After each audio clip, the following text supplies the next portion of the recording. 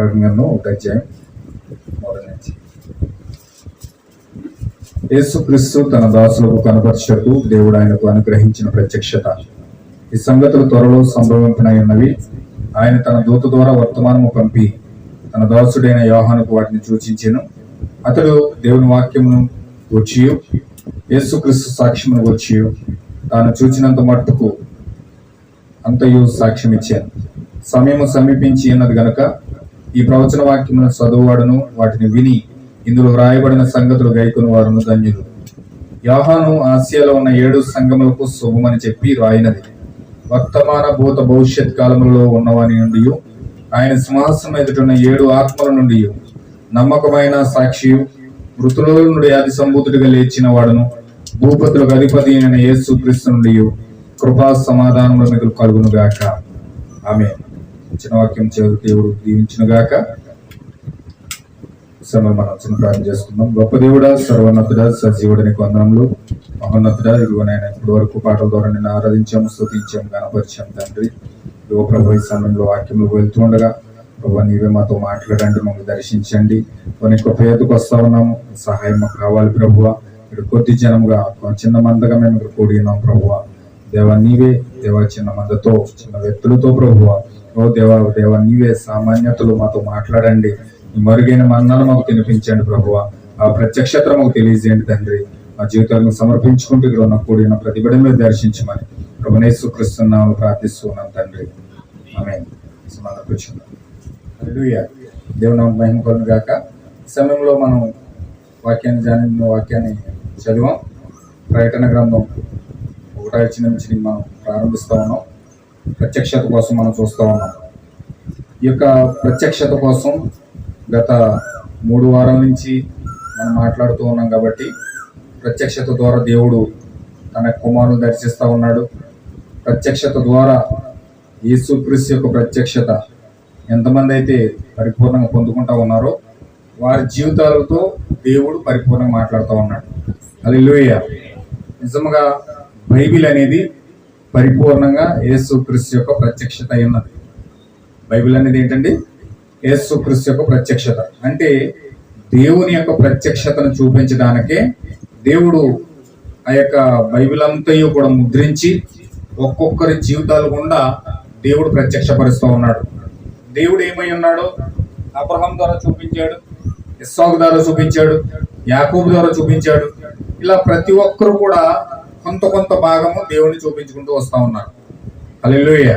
చూడండి, చూడండి అబ్రహాము దేవుడిని ఎలా చూపించాడంటే ఆయన విశ్వాసానికి కర్త, దాన్ని కొనసాగించేవాడు అని బైబిల్లో రాయబడి ఉంది.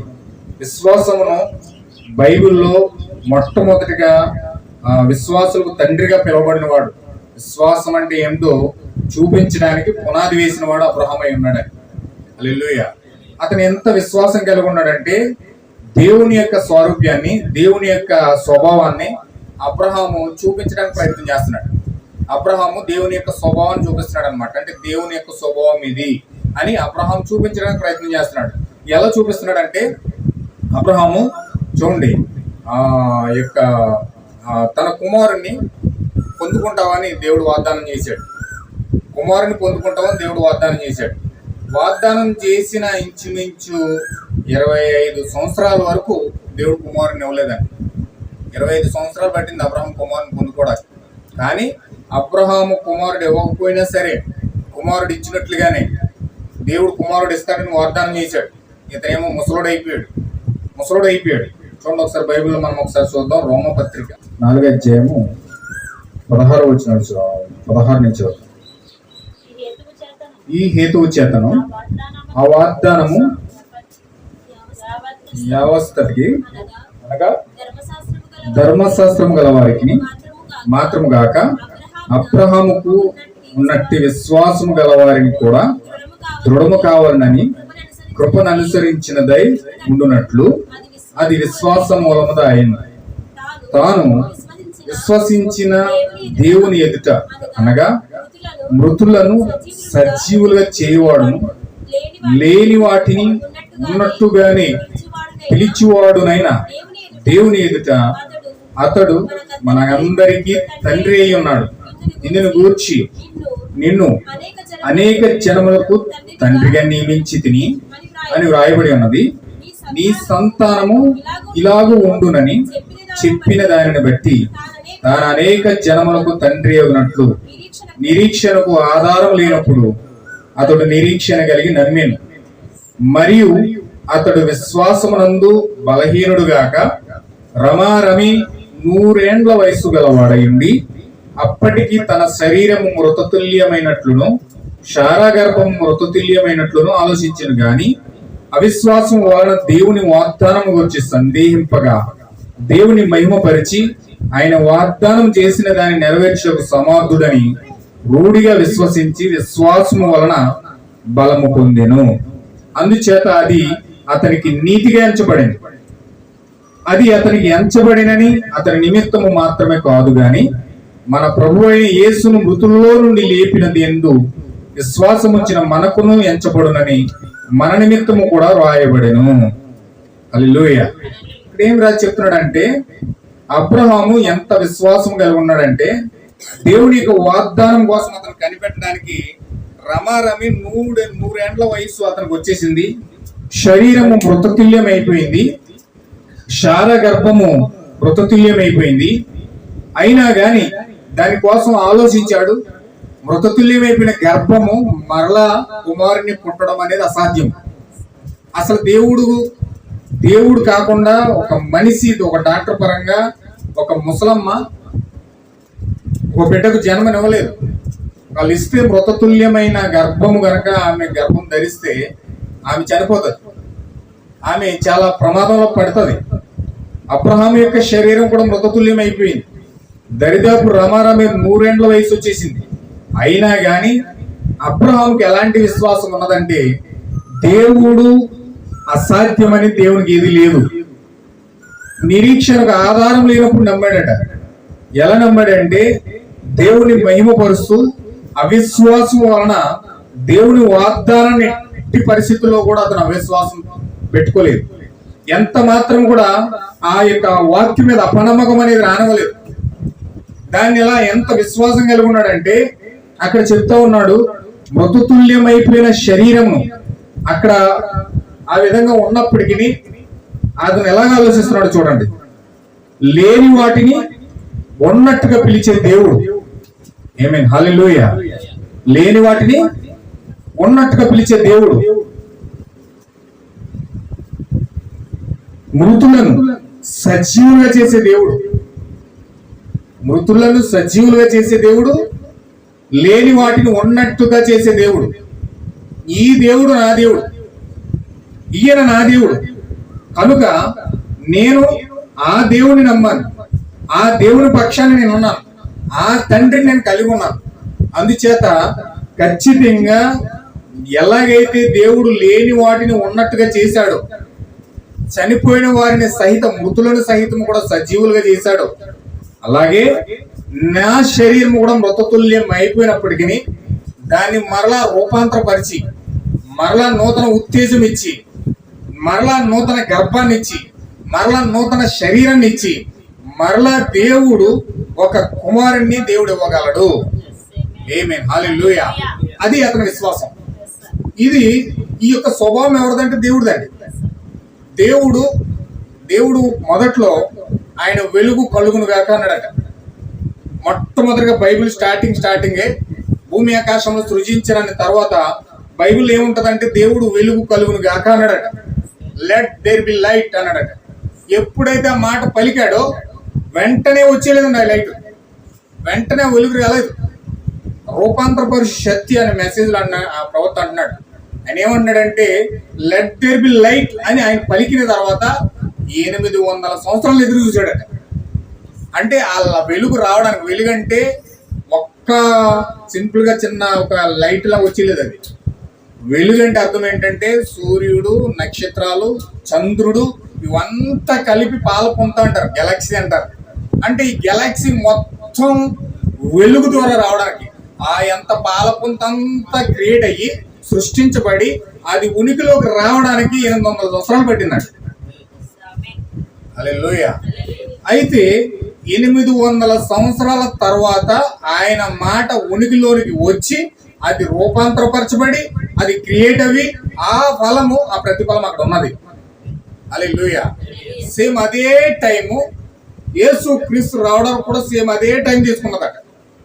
యేసు క్రీస్తు అంటున్నాడు, ప్రవక్త అంటున్నాడు, మరియ గర్భంలో వెలుగు కలుగునుగా కానీ దూత పలికింది, గాబ్రియేలు దూత పలికింది, నీవు ధన్యురాలు, దయాప్రాప్తురాల, నీ హృదయంలోనికి దేవుడు రాబోతూ ఉన్నాడు, మెస్సియా రాబోతూ ఉన్నాడు, పరిశుద్ధాత్మ నేను కమ్ముకోబోతా ఉంది అని ఎప్పుడైతే ఆ మాట ఆ యొక్క మరియ గర్భంలో పలికిందో, ఆ మరియ గర్భంలో వచ్చి రూపాంతరం చెంది అది అండము పిండముగా మారి ఫలదీకరణ చెంది బిడ్డ రావడానికి 800 సంవత్సరాలు పట్టిందట.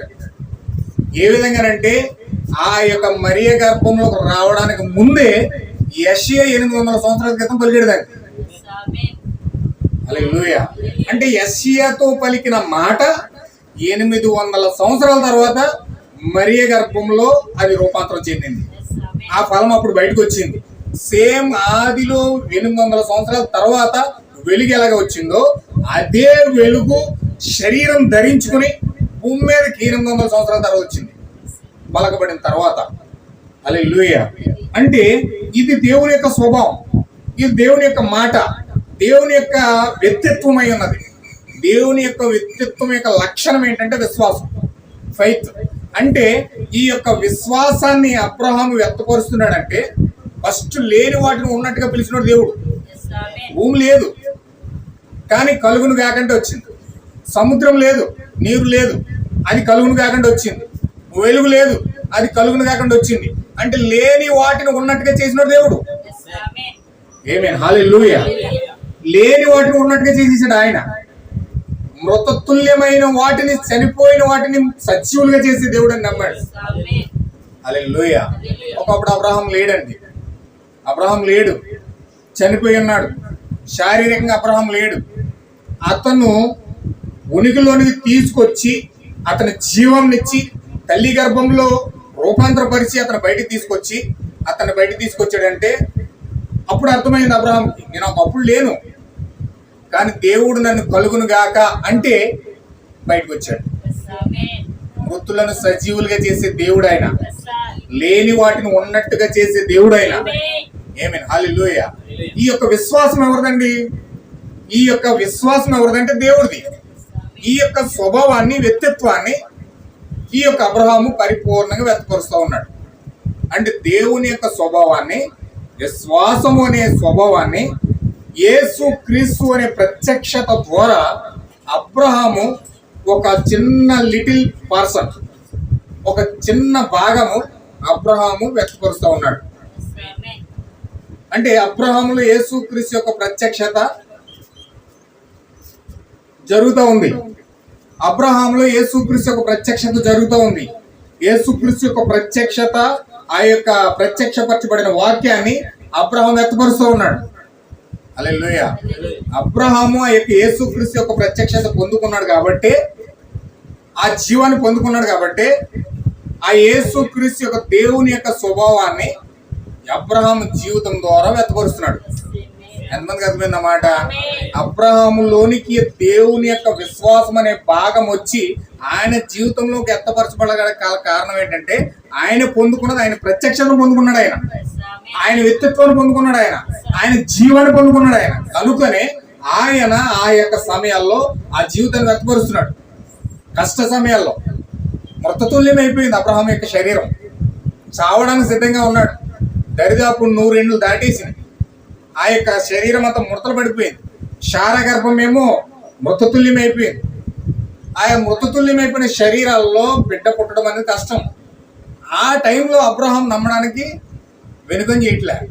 ఎందుకు ఆ యొక్క వెనుకం చేయట్లేదంటే ఆయనలో దేవుని యొక్క జీవం ఉన్నది. ఆమేన్. హల్లెలూయా. ఆయనలో ఉన్న ప్రత్యక్షత, ఆయనలో ఉన్న జీవము ఆ యొక్క కష్ట సమయాల్లో, ఆ యొక్క పరిస్థితుల్లో, ఆ యొక్క భయంకరమైన హేళన టైంలో, అపనిందల టైంలో జనులు చాలా అపహాస్యం చేస్తూ ఉన్నారు ఆయన్ని. ఏమయ్యా, ఏంటి ముసలోడు అయిపోయావు నువ్వు, పిల్లడు పుడతాడంటావేంటి? నీకు పిచ్చి ఎక్కేసింది, పిచ్చి మెదిరిపోయింది. ఇలాంటి మాటలు నువ్వు మాట్లాడకూడదు. ఏదైనా మంచి డాక్టర్ చూపించుకు వెళ్ళి, ఈ వయసు ఏంటి, నీ మాటలు ఏంటి, నీ వయసు ఉడికిపోయింది, సావడానికి సిద్ధంగా ఉన్నావు, నువ్వేమో పిల్లోడు పుడతాడు, దేవుడు వాగ్దానం చేశాడు, వాగ్దానం నెరవేరుస్తాడు, ఇస్సాకొత్తాడు అంటావేంటి? ఏం మాట్లాడుతున్నావు అసలు నువ్వు? నీ మాటలకి మా ఈ శాస్త్రలకి అర్థం లేదు. చూడండి, చాలా మంది ముసలి అయిపోయిన తర్వాత పిచ్చి పిచ్చి మాటలు మాట్లాడతారు. చాలా మంది పట్టించుకోరండి, వాళ్ళు ఏమో మాట్లాడుతూ ఉంటారు, రకరకాల మాటలు మాట్లాడుతూ ఉంటారు. ముసలి అయిపోయింది కదా అలా మాట్లాడుతూ ఉంటుంది అనుకుంటారు. వాళ్ళ జీవితాలు అనుభవించిన అనుభవాలు, కష్టాలు, బాధలు, ఇబ్బందులు అన్నీ అనుభవించుకుంటూ లోపల సనుక్కుంటూ ఉంటారు. బాధలు అనుభవించిన అనుభవాలు అన్నీ ఎవరేసుకుంటూ ఉంటారు ఇదే పనులు ముసలి అయిపోయిన తర్వాత. అలాగే ముసలిని ఈ యొక్క అబ్రహాంని, శారాని కూడా ఇలాగే చూస్తున్నారు. వాళ్ళు ముసలోడు అయిపోయాడు కదా, పిచ్చి పిచ్చి మాట్లాడుతున్నాడు అనుకున్నారు అంతే. కానీ అబ్రహాము దేవుని యొక్క విశ్వాసాన్ని, యేసుక్రీస్తు యొక్క ప్రత్యక్షతను అతను పూర్తిగా బయలుపరుస్తున్నాడు అన్న సంగతి వారికి ఎవరు తెలియలే. వాళ్ళు అపహాస్యం చేస్తున్నారు, అవహేళన చేస్తున్నారు, ఏమో చాలా రకరకాలుగా మాట్లాడుతూ ఉన్నారు. అబ్రహాం పునాలు మాట్లాడుతున్నారు కదా, నేను అనుకుంటున్నాడా నాకు ఇస్సాకు పుట్టబోతా ఉన్నాడు అని చెప్పులు చాపుకి వెళ్ళాడట. ఒక 1 year బాబు చెప్పులు ఇమ్మన్నాడట. ఆ చెప్పులు చాపు అన్నాడంటే, ఏంటి మీ మనోడుగా అన్నాడంట. మనోడికి కదా ఏ బాబు, నాకు పిల్లడు పుట్టబోతున్నాడు, అదిగో మా భార్య, ఆవిడేమో కరెక్ట్ ఇలాగ ఊగుతుంది, ఆవిడని చూపించి ఈమె ప్రెగ్నెంట్ అవుతుంది, నా కుమారుడు పుట్టబోతున్నాడు ఆ గర్భంలో అన్నాడంట. అబ్రహాం కిందని పైకి చూసాడంట. ఇదేదో మెంటల్ కేసులో ఉంది, ఎందుకు వచ్చిందిరా బాబు, ఒరే చెప్పులంటే ఇచ్చి అన్నాడట. హల్లెలూయా. మళ్ళీ హాస్పిటల్కి వెళ్ళాడట. హాస్పిటల్కి వెళ్ళి రిసెప్షనిస్ట్ని పిలిస్తే మా యొక్క మిస్సెస్కి ఒక బెడ్ రెడీ చేయండి అన్నాడట.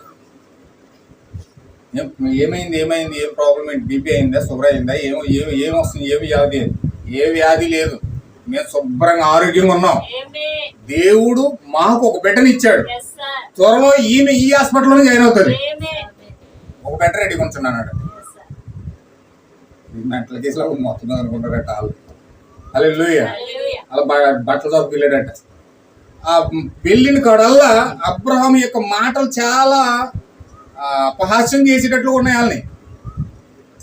ఈయన మాట్లాడేదేమో ఇవ్వకపోయినా కానీ, రాకపోయినా కానీ వచ్చినట్లుగా, పుట్టినట్లుగా దేవుడు ఖచ్చితంగా చేస్తాడు, చెయ్యగలడు, ఆయన చేసే దేవుడు, ఆయన క్రియేటర్, ఈజ్ ఎ క్రియేటర్, ఆయన నమ్మదగిన వాడు, వాగ్దానం చేసిన వాడు, నమ్మదగిన వాడు, ఆయన ఖచ్చితంగా నాకు నా జీవితంలో చేస్తాడు. ఈరోజు ఇవన్నీ చెప్పుకోవడం చాలా ఈజీగా ఉంటాయి, కానీ ఆ రోజు అబ్రహాం ఎంత అద్భుతంగా ఆ జీవితాన్ని వ్యక్తపరుస్తున్నాడంటే అది నిజమైన విశ్వాసం అంట. హల్లెలూయా.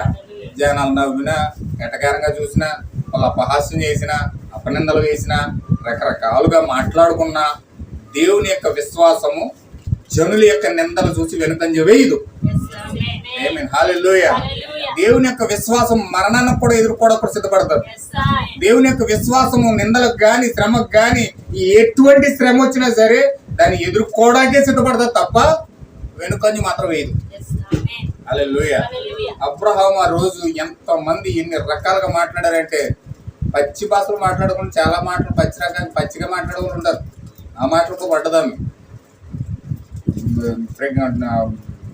సంతానం లేని వాళ్ళని రకరకాలుగా మాట్లాడతారు బయట, చాలా భయంకరంగా ఉంటాయి మాటలు. అవి ఇప్పుడు మనం మాట్లాడలేం, కానీ ఇప్పుడు ఆ యొక్క మాటలు కూడా శారా అనుభవించిందంట. ఆమె వెళ్ళి అబ్రహాం దగ్గరికి కూర్చుని ఏడిసిదట, పలానా ఆవిడ ఇలా అన్నది, పలానా ఆవిడ ఇలాగ అన్నది, పలానా ఆవిడ ఇలాగ అన్నది, నన్ను ఏం చేయమంటావు, ఎలాగ నా పరిస్థితి. అబ్రహాం అనుకోడంట, శారా డోంట్ వరీ, ఏం బాధపడక, అసలు నువ్వు, దేవుడు మనకు వాగ్దానం చేశాడు, ఆయన మన మధ్యలో ఉన్నాడు, ఆయన మనకు ఉన్నాడు, మనకు అది చాలు. ఒక్కొన్న సమయంలో అబ్రహాంకి బాధ వచ్చేసింది. అయినా సరే అబ్రహాం బాధ వచ్చేసినా సరే అబ్రహాం శారా పక్కన కూర్చిన, శారమ్మ నేను ఉన్నాను కదా నీకు, నేనే నీ కొడుకుని అనుకో,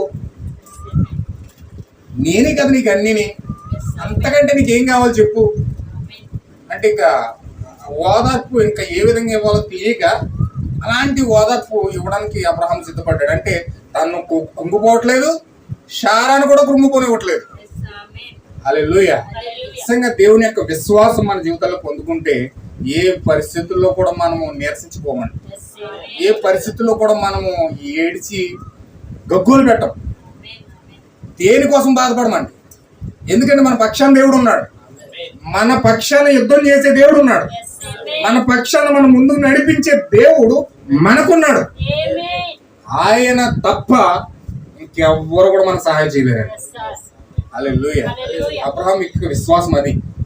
అందుకనే ఆయన అంత గొప్ప విశ్వాసంతో ముందుకెళ్తున్నాడు. ఎందుకు అంత గొప్ప విశ్వాసం అతనిలోకి వచ్చిందంటే అతను పొందుకున్న యేసుక్రీస్తు యొక్క ప్రత్యక్షత, విశ్వాసం అనే ప్రత్యక్షత పొందుకున్నాడు. ఆ విశ్వాసంలోనే అబ్రహాం జీవించాడు. హల్లెలూయా. అబ్రహాం యొక్క జీవితము లైఫ్ విశ్వాసంలో పొందుకున్నాడు కాబట్టి, విశ్వాసాన్ని ఎత్తపరిచాడు కాబట్టి ప్రపంచ యావత్ అంతా కూడా విశ్వాసం తండ్రి అయిపోయాడు. హల్లెలూయా. ఇప్పుడు అతని నెక్స్ట్ ఇస్సాకు వచ్చాడు. ఇప్పుడు ఇస్సాకు యేసుక్రీస్తు యొక్క ప్రత్యక్షతను పొందుకున్నాడు. తండ్రి యొక్క జీవంలో నుంచే, తండ్రి యొక్క వర్తమానంలో నుంచే, తండ్రి యొక్క అడుగుజోడల్లోనే నడిచి ఇస్సాకు యేసుక్రీస్తు యొక్క ప్రత్యక్షత పొందుకున్నాడు. హల్లెలూయా. ఇప్పుడు ఇస్సాకు యేసుక్రీస్తును బయట పెట్టాలి. యేసుక్రీస్తుని బయట పెట్టాలి. ఎందుకంటే యేసుక్రీస్తు యొక్క ప్రత్యక్షత పొందుకున్న ప్రతి ఒక్కరూ యేసుక్రీస్తుని బయటపెడతారు. యేసుక్రీస్తు ప్రత్యక్షత పొందుకోలేని వాళ్ళు తనను తాను డిస్ప్లే చేసుకుంటారు. అంటే అతనే డిస్ప్లే చేసుకుంటాడంటే అర్థం ఏంటంటే అతను ఇంకా ప్రత్యక్షత పొందుకోలేదని అర్థం. అంటే ప్రత్యక్షత పొందుకున్న వ్యక్తి ఎవరో కూడా తనను తాను డిస్ప్లే చేసుకోడు. ప్రత్యక్షత పొందుకున్న వ్యక్తి ఎవరు కూడా తనను తాను డిస్ప్లే చేసి ప్రజల ముందు నేను ఎంతో టోడిని, నేను ఎలాంటి వాడిని, నేను ఎంత జ్ఞానవంతుణ్ణి, నాకెంత తెలివి ఉంది, నాకెంత ధనం ఉంది, నాకెంత అందం ఉంది, నాకెంత సౌందర్యం ఉంది అని ఎవరు కూడా తనను తాను డిస్ప్లే చేసుకోవడానికి ప్రయత్నం చేయరు. హల్లెలూయా. కానీ ఎప్పుడైతే ప్రత్యక్షత మన జీవితాల్లోకి వచ్చిందో, మీ జీవితాల్లో నుంచి నా జీవితంలో నుంచి ఖచ్చితంగా ప్రభువుని యేసుక్రీస్తు ప్రత్యక్షపరచబడతాడు. ఆమేన్. హల్లెలూయా. ఇప్పుడు అబ్రహాము ఆయన యొక్క జీవితంలో యేసుక్రీస్తు పరచబడ్డాడండి. యేసుక్రీస్తు పలికాడు. సృష్టి చేసింది ఎవరండి? కొరింథీ పత్రికలో అపోస్తలుడైన పౌలు గారు పలుకుతున్నాడు. ఏమని పలుకుతున్నాడంటే ఈ సృష్టినంతా సృష్టించింది ఎవరండి? యేసుక్రీస్తే. యెహోవా యేసుక్రీస్తే సృష్టించాడు. చూడండి ఒకసారి మనం చూద్దాం. కొలస్సీ పత్రిక. ఆయన అదృశ్య దేవుని ఆది సంభూతుడై ఉన్నాడు. ఏలయనగా ఆకాశమందున్నవి, భూమి అందున్నవి, దృశ్యమైనవి, అదృశ్యమైనవి గాని అవి సింహాసనులైనను, ప్రభుత్వములైనను, ప్రధానులైనను, అధికారులైనను సర్వమును ఆయన యందు. ఎవరు అందండి? ఈ అదృశ్య దేవుడు ఎవరంటే ప్రభువైన యేసుక్రీస్తే. దృశ్య రూపంలోకి వచ్చి మనకు ప్రభువైన యేసుక్రీస్తుకి 2000 సంవత్సరాల క్రితం కనబడ్డాడు. ఇంగ్లీష్ లో ఫస్ట్ బోర్న్ అని ఉంటుంది. అంటే మొట్టమొదటిగా సంభవించబడిన వాడు అనమాట. అంటే ఆయనే అదృశ్య దేవుడుగా ఉన్నాడు. 2000 సంవత్సరాల క్రితం దృశ్య రూపంలోకి వచ్చేసాడు. ఆయన ఆది సంభూతుడై ఉన్నాడు.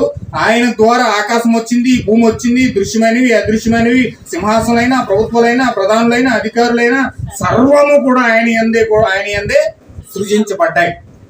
ఆమేన్. హల్లెలూయా. ఆయన ద్వారా మనం సృజించబడిన వారము. అక్కడ నుంచి చూడండి. అక్కడ ఆయన యందు సృజించబడెను, సర్వమును ఆయన ద్వారాను ఆయన బట్టి సృజించబడెను.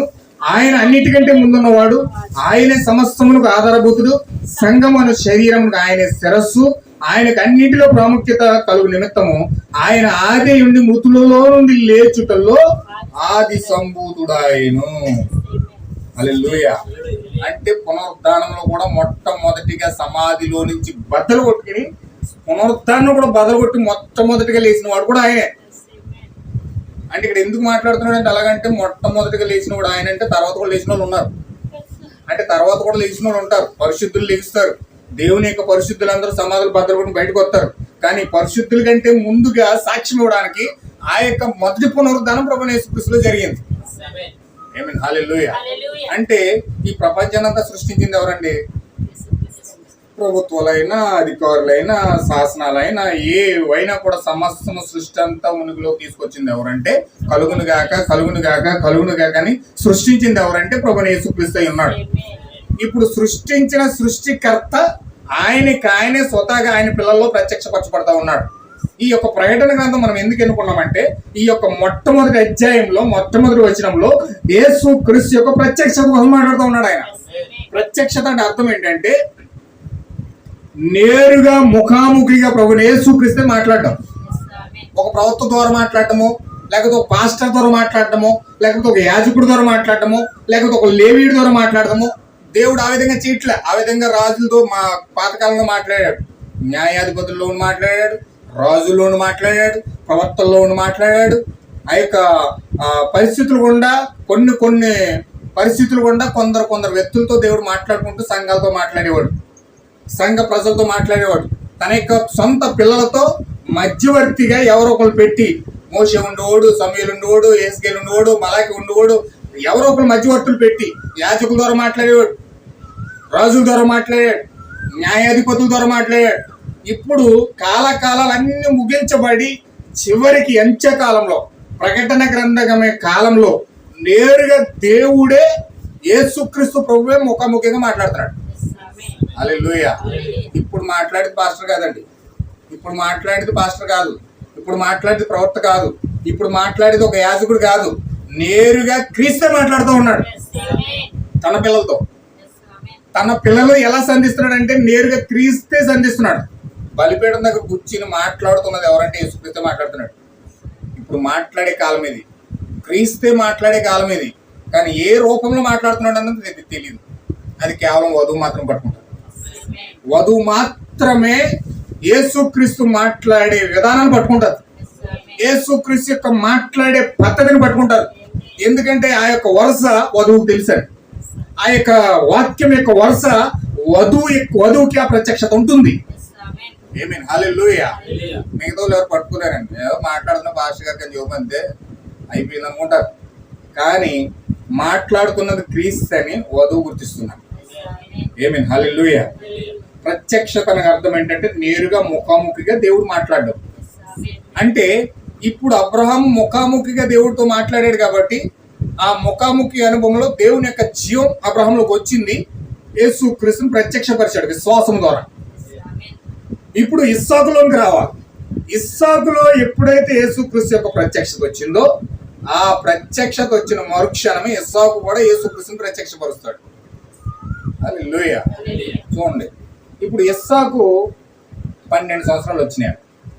ఇస్సాకుకి 12 సంవత్సరాలు వచ్చినాయి. 12 సంవత్సరాలు వచ్చిన తర్వాత దేవుడు ఏం చెప్పాడంటే నీకు ఒక్కగానొక్కడ ఆయన కుమారుని తీసుకుని మోరియా పర్వతం మీదకి వెళ్ళి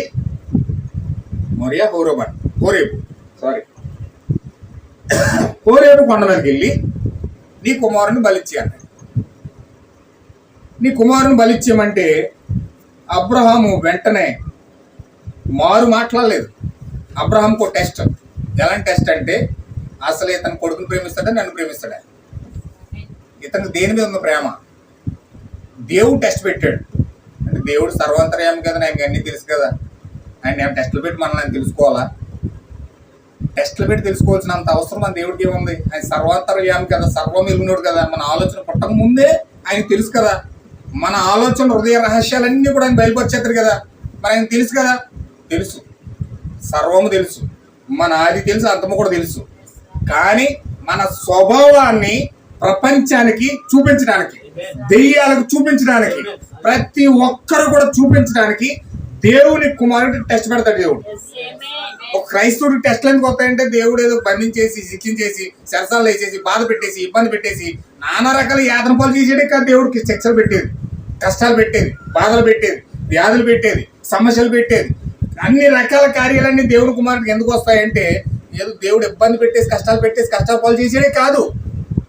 ఆయన ఎందుకు చేస్తున్నాడంటే నీ యొక్క స్వభావాన్ని బయటికి తీసుకొచ్చి దెయ్యాలు చూపించాలి, నీ యొక్క స్వభావాన్ని బయటికి తీసుకొచ్చి లోకాన్ని చూపించాలి, నీ యొక్క స్వభావాన్ని బయటికి తీసుకొచ్చి ఇది నా కుమారుడు, ఇది నా యొక్క స్వభావము అని దేవుడు తన కుమారుడు ద్వారా ప్రత్యక్షపరుచుకుంటాడు. హల్లెలూయా. అందుకే యోబుకి ఆ యొక్క శిక్షలన్నీ అనుభవిస్తున్నాడు. యోబుని ఎందుకు అంత టెస్ట్ పెడుతున్నాడంటే, యోబుకి అంత బాధలు ఎందుకు పెడుతున్నాడంటే, అతను ఆ చివరి దశలో కూడా దేవుని దూషించడానికి ఇష్టపడలేదండి. ఎందుకని అంటే అది ఆ యోబు యొక్క శ్రమే కల్వరిలో శిలువ శ్రమ. ఆయన్ని కొరడాలతో కొడుతున్న, సంపుతున్న, ఉమ్ములు వస్తున్న, భయంకరంగా ఏతనపలు చేస్తా ఉన్నా ఆయన దూషించడానికి మాత్రం ఇష్టపడతలే. ఆయన ఏమంటారు తెలుసండి, మీరు ఏం చేస్తున్నారో మీరు తెలియదు కనుక వీళ్ళు క్షమించి ప్రభువా అంటున్నాడు. అది యోబు ఎత్తపరుస్తున్నాడు. ఆ యోబు యొక్క జీవితం యేసుక్రీస్తు యొక్క జీవితాన్ని ప్రత్యక్షపరుస్తున్నాడు. ఆ బూడిదలో కూర్చుని, ఆ యొక్క చెత్తలో కూర్చుని, ఆ యొక్క పాపంలో కూర్చుని పశ్చాత్తాపంతో ఏడుస్తూ ప్రజలందరి కోసం మొరపెడుతున్నాడు అక్కడ.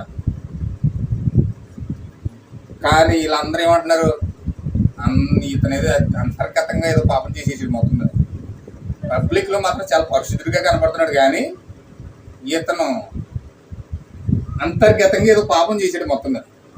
అందుకే దేవుడు ఎంత శిక్ష చేసాడు, అందుకే దేవుడు ఎంత అలాగా ఇతను దండించాడు అని డైరెక్ట్ గా యోగుతో మాట్లాడుతున్నారు. ఏమని అంటున్నారంటే, నువ్వు ఏదో పాపం చేసావు కదా, నువ్వు చేసి ఉంటావు బాబు యోగు, అది పశ్చాత్తాపడు ఒప్పుకో, దేవుడు స్వస్థపరిచేస్తాడు అంటున్నారు. కానీ యోగుకు తెలుసు ఆయన ఏమై ఉన్నాడు, ఆయన కల్వరిని ప్రత్యక్షపరుస్తున్నాడు అన్న సంగతి యోగు మాత్రమే తెలుసు. ఆ కల్వరంతా అయిపోయిన తర్వాత చెప్తాడు యోగు ఏమన్నాడు తెలుసా, నా విమోచకుడు సజీవుడు, నా విమోచకుడు సజీవుడు, నా శరీరం కుళ్ళిపోయి పురుగులు పట్టి సమాధిలో కలిసిపోయినా సరే ఒక్కరోజు నా ప్రభుని చూస్తాను. అది పునరుద్ధానం. యేసుక్రీస్తు యొక్క పునరుద్ధానం చూస్తూ మాట్లాడుతున్నాడు ఆయన. ఆ రోజు నేను సమాధిలో ఉండను, నా ప్రభుతో పాటు నేను కూడా సమాధిలో బయటకు వచ్చేస్తాను. హల్లెలూయా. యేసుక్రీస్తు యొక్క ప్రత్యక్షత యోబు ఎప్పుడైతే పొందుకున్నాడో క్రీస్తుని అతని జీవితం ద్వారా ప్రత్యక్షపరుస్తున్నాడు. ఇప్పుడు ఇస్తాకు చూడండి, 12 సంవత్సరాలు వచ్చినాయి, చంపేయమన్నాడు దేవుడు. దేవుడిని ప్రేమిస్తావా కొడుకుని ప్రేమిస్తావా? ఇప్పుడు అబ్రహాంకు ఒక పెద్ద పరీక్ష. మనకు కూడా కొన్ని పరీక్షలు ఉంటాయండి. సమయాల మనకు తెలియదు. ఆ సమయం కరెక్ట్గా తీసుకొచ్చి నిర్ణయం తీసుకుంటానికి పెడతాడు. ఏ నిర్ణయం తీసుకుంటావు? చచ్చిపోతావా బతుకుతావా? వాక్యం కోసం బతుకుతావా, లోకం కోసం బతుకుతావా? లోకము పెడతాడు, వాక్యము పెడతాడు. ఏం కోరుకుంటావు? ఆయన ఎప్పుడు ఆయన చేస్తారు కదండి, ప్రతి ఒక్కరికి అదే చేస్తాడు. అవతో స్టార్ట్ చేయడా పని. అవ దగ్గర పెట్టాడు జీవవృక్షం, మరణ వృక్షం పెట్టాడు. ఏం కావాలి నీకు? ప్రతి ఒక్కరికి నిర్ణయం పెడతాడు.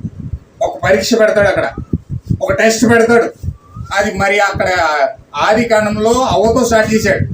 అవ పడిపోయింది, చాలా మంది పడిపోయారు. అబ్రహాము దగ్గరికి వచ్చాడు. పడిపోతాడా నిలబడతాడా?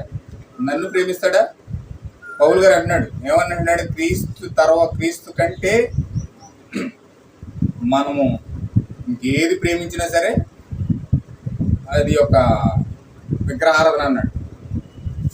ఇంకా ఏమన్నాడంటే, క్రీస్తును ప్రేమించిన వాడు శాపగ్రస్తుడు అన్నాడు. ఎవరండి? శాపగ్రస్తుడు అయిపోతాడట. అంటే వాక్యాన్ని ప్రేమించకుండా మనుషుల యొక్క ప్రేమ డబ్బు మీద ఉండొచ్చు, కీర్తి మీద ఉండొచ్చు, పరువు మీద ఉండొచ్చు, రకరకాల మంది ఉంటారు. ఏది ఎక్కువగా ప్రేమిస్తామో అదే విగ్రహారాధన అన్నాడు ప్రవక్త. ఏది మనం ఎక్కువ దేని ప్రేమిస్తామో అదే విగ్రహారాధన అన్నాడు. అయితే ఇప్పుడు అబ్రహాంకి పరీక్ష వచ్చి, అబ్రహాంకి అర్థమైంది దేవుడు నన్ను టెస్ట్ చేస్తున్నాడు. దేవుని కుమారుడు ప్రతి ఒక్కరికి అర్థమైపోద్దండి. యోగుకు అర్థమైనట్లు అబ్రహాం కూడా అర్థమైంది, దేవుడు నన్ను టెస్ట్ చేసే టైం వచ్చింది. వెంటనే అలర్ట్ అయ్యాడు అబ్రహాం. వెంటనే అలర్ట్ అయ్యేమని తెలుసండి, ప్రభువా నీ చిత్తమైన నా జీవితంలో జరుగునుగా కన్నాడు. వెంటనే కొడుకుని తీసుకున్నాడు, ఇద్దరు బొట్టులు తీసుకున్నాడు, వెళ్తున్నాడు. మోరియా పర్వతం బయలుదేరారు. శారా కూడా చెప్పలేదన్న విషయం. ఒకవేళ చెప్తే శారా ఆటంకం పెట్టింది, ఎందుకంటే స్త్రీలు బలహీన కట్టాలి కాబట్టి. ఒకవేళ ఆటంకం పెట్టొచ్చు, ఎందుకంటే లేక పుట్టాడు. ఎంతో గారాభంగా పెంచుకున్నారు అతను 12 సంవత్సరాలు. దేవుడు తీసుకెళ్ళి చంపేమంటున్నాడు. శారా అయితే ఒప్పుకుంటుందండి? అసలు ఒప్పుకోదు.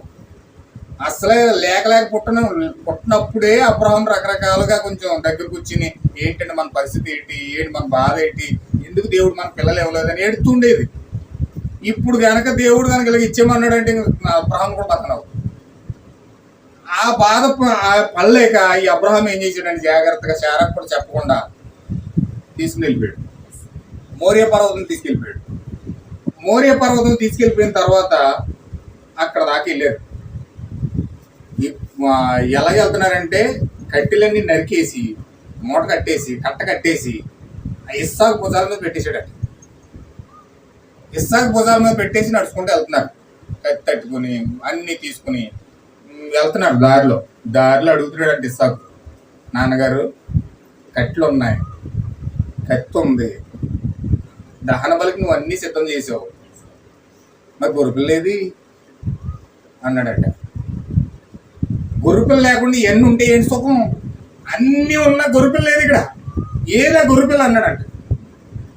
ఈయన అన్నాడట యెహోవా ఈరే అన్నాడట. యెహోవా ఈరే అని ఎప్పుడైతే పలికాడో అదొక ముద్ర, అదొక 7th సీల్, అదొక 7వ ముద్రలో ఉన్న 7 ఉరుముల్లో ఒక ఉరుము ఒకటి పలికిందంట. ప్రవక్త అంటా ఉన్నాడు, ఏమి హల్లెలూయా. ఉరుములు ఎప్పుడైతే పలికాయో చూడండి, ప్రవక్త బాప్తిజం ఇచ్చినప్పుడు, ప్రవక్త ఎప్పుడైతే బాప్తిజం ఇచ్చినాడు ఉరుములు వచ్చినాయి. ఉరుములు వస్తే భయంకరంగా అక్కడ ఉన్న 30,000 మంది ఉన్నారండి. 30,000 మంది ఆ వెలుగు అగ్నిస్తంభం వచ్చి ఉరుములు మెరుపులు వచ్చుకుంటా అగ్నిస్తంభం అలా వస్తుంటే ఆ 30,000 మంది అటు చెదిరిపోయి ఆ చెట్ల పక్కన ఎట్లా దాక్కున్నారట ఆ ప్రభావం చూడలేక. అప్పుడు ఆ స్వరము బాప్తిజం తీసుకున్న 17వ ఎత్తి మేడకు అర్థమైందన్న స్వరం. ఏంటి ఆ స్వరం ఏంటంటే, ఉరుము వచ్చినట్టు ప్రజలు అన్నారు, అయ్యేమో ఉరుముల్లో ఉన్నాయి, కానీ మేడకు ఒక స్వరం అర్థమైంది. ఏంటంటే, నా మొదటి రాకడకు బాప్తిజం ఇచ్చి యోహాను ఎలాగైతే ఉన్నాడో నా 2వ రాకడకు ఇదిగో ఈ వ్యక్తి ఉన్నాడని చెప్పి ఆ ఉరుము ఒక స్వరం వచ్చింది. ఎందుకది ఉరుము, కానీ అక్కడ ఉన్న మేడకు మాత్రం స్వరం. ఆ స్వరం ఎప్పుడైతే మేడకు అర్థమైందో అప్పుడు అర్థమైంది ఈయన దేవుని యొక్క ప్రవక్త. యేసుక్రీస్తు దగ్గర కూడా అలాగే జరిగింది, రూపాంతర కొండ దగ్గర. అయితే ఖచ్చితంగా అదొక ఉరుము. ఇస్సాకు దారు వచ్చిన ఉరుము ఏంటంటే యెహోవా ఈరే అన్నాడట.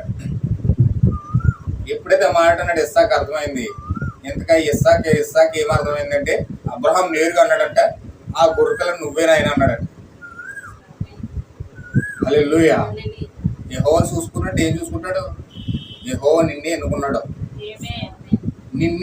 ఆ గొర్రెపిల్లగా. నిన్ను చంపమన్నాడు, తీసుకెళ్ళి నిన్నే బలిమ్మన్నాడు అన్నాడట.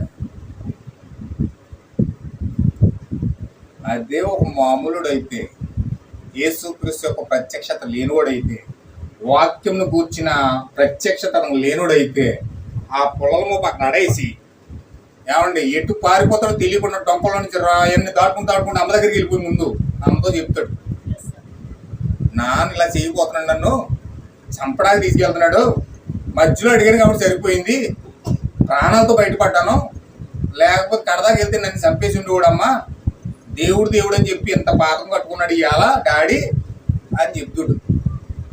హల్లెలూయా. కానీ అబ్రహాము దేవునికి ఎంతైతే లోబడ్డాడో, అబ్రహాము దేవుడికి ఏ విధంగా విధేయత కలిగి ఉన్నాడో, తన కుమారుడు కూడా సేమ్ యాజ్ ఇట్ ఈస్ అదే విధానంతో యేసుక్రీస్తు యొక్క ప్రత్యక్షత పొందుకుని ఆ యొక్క పొలము పెట్టుకుని ప్రార్థన చేసుకుంటూ దేవుని తలుసుకుంటూ నీ చిత్తమే జరుగునుగాక తండ్రి, నీ చిత్తమే జరుగునుగాక, ఈ గిన్నె నా నుండి తొలగించుకో, ఒకవేళ నీ చిత్తమే అయి ఉండొచ్చు కానీ నీ చిత్తమే జరుగునుగాక అని ఆ పొలము మోసుకుంటూ వెళ్తున్నాడు అంటే కొండపైకి ఎక్కుతా. హల్లెలూయా. చూడండి, ఆయన్ని పెట్టి కట్టెలేసి ఆ కట్టెల మీద ఆయన్ని పెట్టి కాల్చేసి కట్టెలు ఎట్టుకుని ఇస్సాకు ప్రయాణం చేసుకుంటూ కొండ మీదకి వెళ్తున్నాడు. హల్లెలూయా. చూడండి, ప్రభు అయిన యేసుక్రీస్తు కూడా తండ్రి చిత్తాన్ని నెరవేర్చడం కోసం నువ్వు ఆ యొక్క సమస్త పాప పరిహారార్థమే నీవు చనిపోవడానికి ఎన్నుకున్న గొర్రెపిల్ల నువ్వే అని బాప్తిజం ఇచ్చినప్పుడే యేసుక్రీస్తుకి బాప్తిజం ఇచ్చావు అని చెప్పేశాడు. ఇదిగో లోక పాపలు మోసుకుని పోయే గొర్రెపిల్ల అంటే పాపాలన్నీ మోసుకుపోవడం చచ్చిపోవడం వచ్చిన గొర్రెపిల్ల ఎవరు? యేసుక్రీస్తే. ఆ విషయం ఆయనకి తెలుసు. అయినను తన సిలువ ఎత్తున ఆ సిలువ మీదే సిలువ వేసేస్తారు, ఆయన ఆ సిలువ మీదే మేకలేసేస్తారు, ఆ సిలువ మీద కాళ్ళు మేకలేసేస్తారు, ఆ సిలువ మీద బలిపించుకుని పొడి చేస్తారు, అన్ని రకాల హింసలను ఆ సిలువ మీద పెడతారు. అయినను అదే సిలువ ఎత్తుకుని మోసుకుంటూ వెళ్తున్నాడు కలవరికి. హల్లెలూయా. 12 సంవత్సరాలు ఇస్సాకు యేసు క్రీస్తులో జరుగుతున్న ప్రధానమైన సిలువ యొక్క కార్యాన్ని ఆయన జీవితంలో ఎత్తపరుస్తూ ఉన్నాడు. అంటే ఇదేంటది? అదేంటది? యేసుక్రీస్తు యొక్క ప్రత్యక్షత ఆయన జీవితంలో నుంచి వ్యక్తపరచబడతా ఉంది. ఎప్పుడైతే ఆ జీవం పొందుకున్నాడో, పరిశుద్ధాత్మ పొందుకున్నాడో, ఆ పరిశుద్ధాత్మ ఇస్సాకును పరిపూర్ణంగా రెవల్యూషన్తో నడిపిస్తా ఉంది. అది ప్రకటన గ్రంథం. ప్రకటన గ్రంథము ప్రత్యక్షత ఎప్పుడైతే ఇస్సాకు భయపరచబడిందో, అతను చావు కోసం భయపడలే, లేకపోతే ఆయన ఏదో అయిపోతాడని భయపడలే, లేకపోతే నా తండ్రి ఏదో చేసేస్తాడని భయపడలే, లేకపోతే నన్ను నా తండ్రి నరికేస్తాడు, కాల్చేస్తాడని భయపడలే. తండ్రి నీ చిత్తమే నా జీవితంలో జరుగునుగా. ఆమేన్, హల్లెలూయా. భౌతికంగా ఆలోచించండి. అసలు భౌతికంగా ఒక వ్యక్తి చంపబోతున్నాడంటే ఆ దరిదాపుల్లో కనబడతాడా? చిన్న మాట అంటేనే ముఖం మార్చేస్తాడు. 2-3 రోజులు అన్నతంటే మానేస్తాడు. అస్సలు చిన్న పిల్లలు, ఇప్పుడు పిల్లలు మాటిన స్టేజ్లో లేరు. ఎంత భయంకరంగా ఉన్నారంటే చాలా భయంకరంగా ఉన్నారు ఈరోజు లోకంలో ఉండే పిల్లలు. కానీ ఆ యొక్క చిన్న 12 సంవత్సరాల కుర్రోడు తండ్రిని ఎంత అద్భుతంగా వెంబడిస్తున్నాడో చూడండి. అంటే ఆయన ఉన్న యేసుక్రీస్తు యొక్క జీవం అంత విధేయుడిగా, అంత ఒబీడియన్స్ గా ఉండేటట్లుగా మార్చేసింది. ఆ ప్రత్యక్షత మనకు ఉంటే నిజంగా ఎంత దీనంగా ఉంటుందో తెలుసండి. ఎంత దీనత్వంతో మనకు ఉంటామంటే అహంకారంతోనో, గర్వంతోనో, రెక్లెస్ గానో, రకరకాలుగా తలబిరుస్తానంతో మనం ఉండలేము. ఎందుకంటే ప్రత్యక్షత మనకు దీనత్వం తీసుకొస్తుంది. ప్రత్యక్షత మనకు ఒబీడియన్స్ తీసుకొస్తుంది. ఆ ప్రత్యక్షత మనకు దేవుని వాక్యాన్ని లోబడేటట్లుగా చేస్తుంది. ఆ ప్రత్యక్షత ఎంత శ్రమైనా కానీ భరించేటట్లుగా చేస్తుంది. ఆమేన్, హల్లెలూయా. నిన్ను శ్రమను భరించేటట్లుగా చేసేది ప్రత్యక్షత. నిన్ను తగ్గించుకునేటట్లుగా చేసేది ప్రత్యక్షత. నిన్ను ఒప్పుకునేటట్లుగా, దేవుని యొక్క నామం కొరకు జీవించేటట్లుగా నిన్ను చేసేది ప్రత్యక్షత. హల్లెలూయా. అంటే ప్రత్యక్షత మనకు ఎంత అవసరం అండి? దేవుని నాకు మహిమ కలుగునుగా. ప్రత్యక్షత మనకు ఎంత అవసరం అండి? దీనత్వం మనలోకి రావాలన్నా, వాక్యాన్ని లోబడాలన్నా, వాక్య ప్రకారం నడవాలన్నా, తండ్రి చిత్తాన్ని నెరవేర్చాలన్నా, ప్రతి దానికి కూడా మనకు అవసరం ఏంటంటే ప్రత్యక్షత ఉంది. ప్రత్యక్షత అంటే అర్థం ఏంటండి? దేవుడు ముఖాముఖిగా మనతో మాట్లాడటం. అపోకలిప్స్ అని చెప్తున్నాం మనం. అపోకలిప్స్ అంటే ముసుగు తీయుట, బయలుపరచబడుట, తెలియచేయబడుట. అంటే దేవుడు మనకు ముఖాముఖిగా తెలియజేయబడతా ఉన్నాడు, ముఖాముఖిగా మాట్లాడుతూ ఉన్నాడు. ఆయన సొంత స్వరముతో దేవుడు మనల్ని సంధిస్తూ ఉన్నాడు. ఇది ప్రత్యక్షత.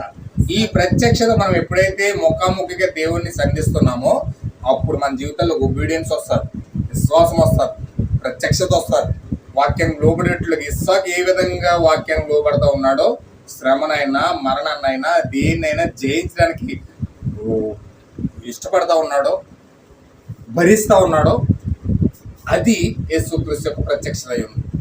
హల్లెలూయా. చూడండి, ఇస్సాకులో పాత్ర అయిపోయింది. ఆయన కల్వరిని ప్రత్యక్షపరిచాడు. అబ్రహాము సృష్టికర్తను బయలుపరిచాడు. ఇస్సాకు కల్వరిని బయలుపరిచాడు. ఇప్పుడు యాకోబులోకి వస్తాం. యాకోబు పచ్చి మోసగాడు. ఆయన పేరే మోసగాడు. హల్లెలూయా. యాకోబు అంటే అర్థం ఏంటండి? మోసగాడు. అయితే దేవుని యొక్క కృప చొప్పున మోసం చేసి, దగా చేసో, కుట్ర చేసో, ఏదో రకంగా అతను దేవుని యొక్క ఆశీర్వాదాన్ని, దేవుని యొక్క జ్యేష్ఠత్వాన్ని, దేవుని యొక్క స్వాస్యాన్ని పరిపూర్ణంగా పొందుకున్నాడు. అతను ఏ మార్గంలో వెళ్తున్నాడో చూడలేదంట, కానీ అతని యొక్క లక్ష్యం ఎక్కడ ఉన్నదంటే దేవుని యొక్క పరిశుద్ధాత్మ మీద ఉన్నదంట. ఎక్కడుందండి? మరో మాటలో చెప్పాలంటే అతని మనసు అంట ప్రత్యక్షత మీద ఉందంట. యేసు క్రీస్తు యొక్క ప్రత్యక్షత నేను పొందుకోవాలి. అది నేను ఏ విధంగా పొందుకుంటా నాకు తెలియదు, ఏ రూట్లో వెళ్తాను నాకు తెలియదు, అది అన్యాయంగా పొందుకుంటాను, అక్రమంగా పొందుకుంటా నాకు తెలియదు, కానీ నేను పొందుకోవాలి, ప్రత్యక్షత పొందుకోవాలి. ఆమేన్, హల్లెలూయా. ఒక భయంకరమైన బర్నింగ్ డిజైర్, అంటే ఆ రగులుతున్న కోరిక అతనిలో ఉన్నదట. ఆ రగులుతున్న కోరికే తండ్రిని మోసం చేయాలన్నా, అన్నను మోసం చేయాలన్నా, మంగారిని మోసం చేయాలన్నా, ఎవరినన్నా ఏ విధంగా మోసం చేసినా నాకు అనవసరం. నాకు ఏదేమైనా సరే నాకు పరిశుద్ధాత్మ ప్రత్యక్షత కావాలి. హల్లెలూయా. చూడండి, పాపాత్మురాలనే స్త్రీ ఉందండి. పాపాత్మురాలనే స్త్రీ అంటే ఒక వేశ్య. ఆమె ఎంతమందితో పోతుందో రోజుకి తెలియదు. డబ్బు కోసమే ఆమె యొక్క వ్యాపారం. అలాంటి స్త్రీ ధర్మశాస్త్ర ప్రకారం జనుల మధ్యకి ఒక గుంపుగా కూడి ఉన్న ప్రజల మధ్యలోకి వస్తే మైలు పడుతుందండి. ధర్మశాస్త్రం యొక్క ఆచారం ఏంటంటే ఒక వేశ్య 10 మంది కూడి ఉన్న దగ్గర రాకూడదు. వచ్చిందంటే అర్థం ఏంటంటే ఆమె యొక్క మైలు వీళ్ళ మీద పడిపోతుంది. చాలా అపవిత్రమని వాళ్ళు అపవిత్రపరచబడిపోతారు. దరిదాపు 3 నెలల పాటు వాళ్ళు అపవిత్రపరచబడ్డారంటే ఇంట్లో నుంచి బయటకు రావడం ఉండదు. వాళ్ళ చట్టం అది. ఒక స్త్రీ యొక్క మైలు పడిందంటే 3 నెలల పాటు ఇంట్లో నుంచి బయటకు రాకూడదు. లేకపోతే వీళ్ళ మైలు మళ్ళీ ఇంకొక మీద పడుతుంది. అందుకే పొసు నీళ్ళు చల్లుకుని ఇల్లంతా కడుక్కుంటారు వాళ్ళు ఆ మైలు పడకుండా. అదే చట్టం ఉంది. ఒకవేళ 10 మంది ఉన్న కాడికి ఒక వేసి వచ్చింది అనుకోండి, వీళ్ళని పాడు చేసింది కాబట్టి మైలు పడేసి పాడు చేసింది కాబట్టి వీళ్ళందరూ కలిసి రాళ్ళు పెట్టుకుని చంపేస్తారండి ఆమెని. ఒక వేశ్యని 10 మందిలోకి వచ్చిన వేశ్యని ఏం చేస్తారంటే రాళ్ళు పెట్టుకుని చంపేయాలి. అలాంటి ప్రాణాంతకరమైన ప్రాబ్లం ఉంది. కానీ ఈమె పాపాత్మురాలైన స్త్రీ సిమియోను ఇంట్లో యేసుక్రీస్తున్నాడని విన్నది. సిమియోను ఇంట్లో యేసుక్రీస్తున్నాడని విని ఈమె యొక్క గోల్ ఏంటంటే నన్ను ధర్మశాస్త్ర ప్రకారం రాళ్ళు పెట్టుకొని చంపేస్తారా, లేదా 10 మందిలోకి వెళ్తే నా మైలు వాళ్ళ మీద పడిపోతుందా, లేకపోతే నేను వాళ్ళకి దొరికితే నన్ను చంపేస్తారా అనే విధంగా ఈమె ఆలోచించట్లేదండి. ఈమె గోల్ ఏంటంటే ఏదో విధంగా యేసుక్రీస్తు మీద కాళ్ళ మీద పడిపోవాలి. ఏ విధంగా వెళ్తాను, దేవుడి దగ్గరికి ఏ విధంగా వెళ్తాను, ఎలా వెళ్తాను, వాళ్ళు దొరికితే చంపేస్తారేమో, లేకపోతే నేను అలాంటి 10 మందిలోకి వెళ్ళకూడదు కదా, నేను పాపాత్మురాలను కదా అని ఆలోచించట్లేదండి.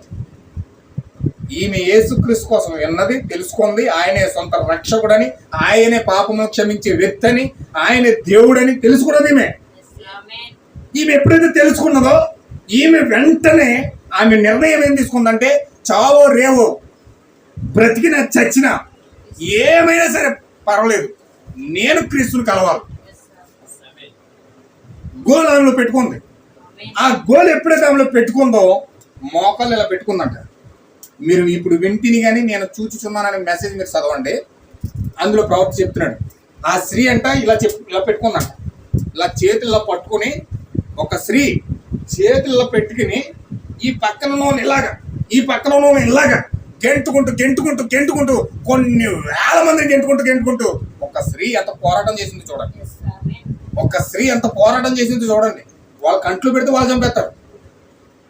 ఎవరి కంట్లో పడకుండా ఒక్క అడుగు తోచుకుంటా అలాగే వెళ్ళిపోయి వేసుకుని కాళ్ళ మీద పడుతున్నారు. హల్లెలూయా. కాళ్ళ మీద ఎప్పుడైతే పడిందో ఆమె పొందుకుంది పాప క్షమాపణ, ప్రత్యక్షత పొందుకుంది. ఆ ప్రత్యక్షత కోసం ఆమె చేసిన ప్రయత్నం చూడండి. దేవుని యొక్క ప్రత్యక్షత పొందుకోవడానికి, యేసుక్రీస్తు యొక్క ప్రత్యక్షత పొందుకోవడానికి ఆమె చేసిన అద్భుతమైన ప్రయత్నం అండి. యేసుక్రీస్తు యొక్క ప్రత్యక్షత పొందుకోవాలంటే 2000 కోట్ల దెయ్యాలంటే అలాగ అలివేసినాయి అంట. ఆ పాపాత్మురాలైన స్త్రీ దగ్గర ఎలాగైతే జనసమూహం అంతా కూడిపోయారో, ఈ రోజు యేసుక్రీస్తు యొక్క ప్రత్యక్షత పొందుకోవడం కూడా మన చుట్టూ 2020 కోట్ల దెయ్యాలు ఉంటాయట.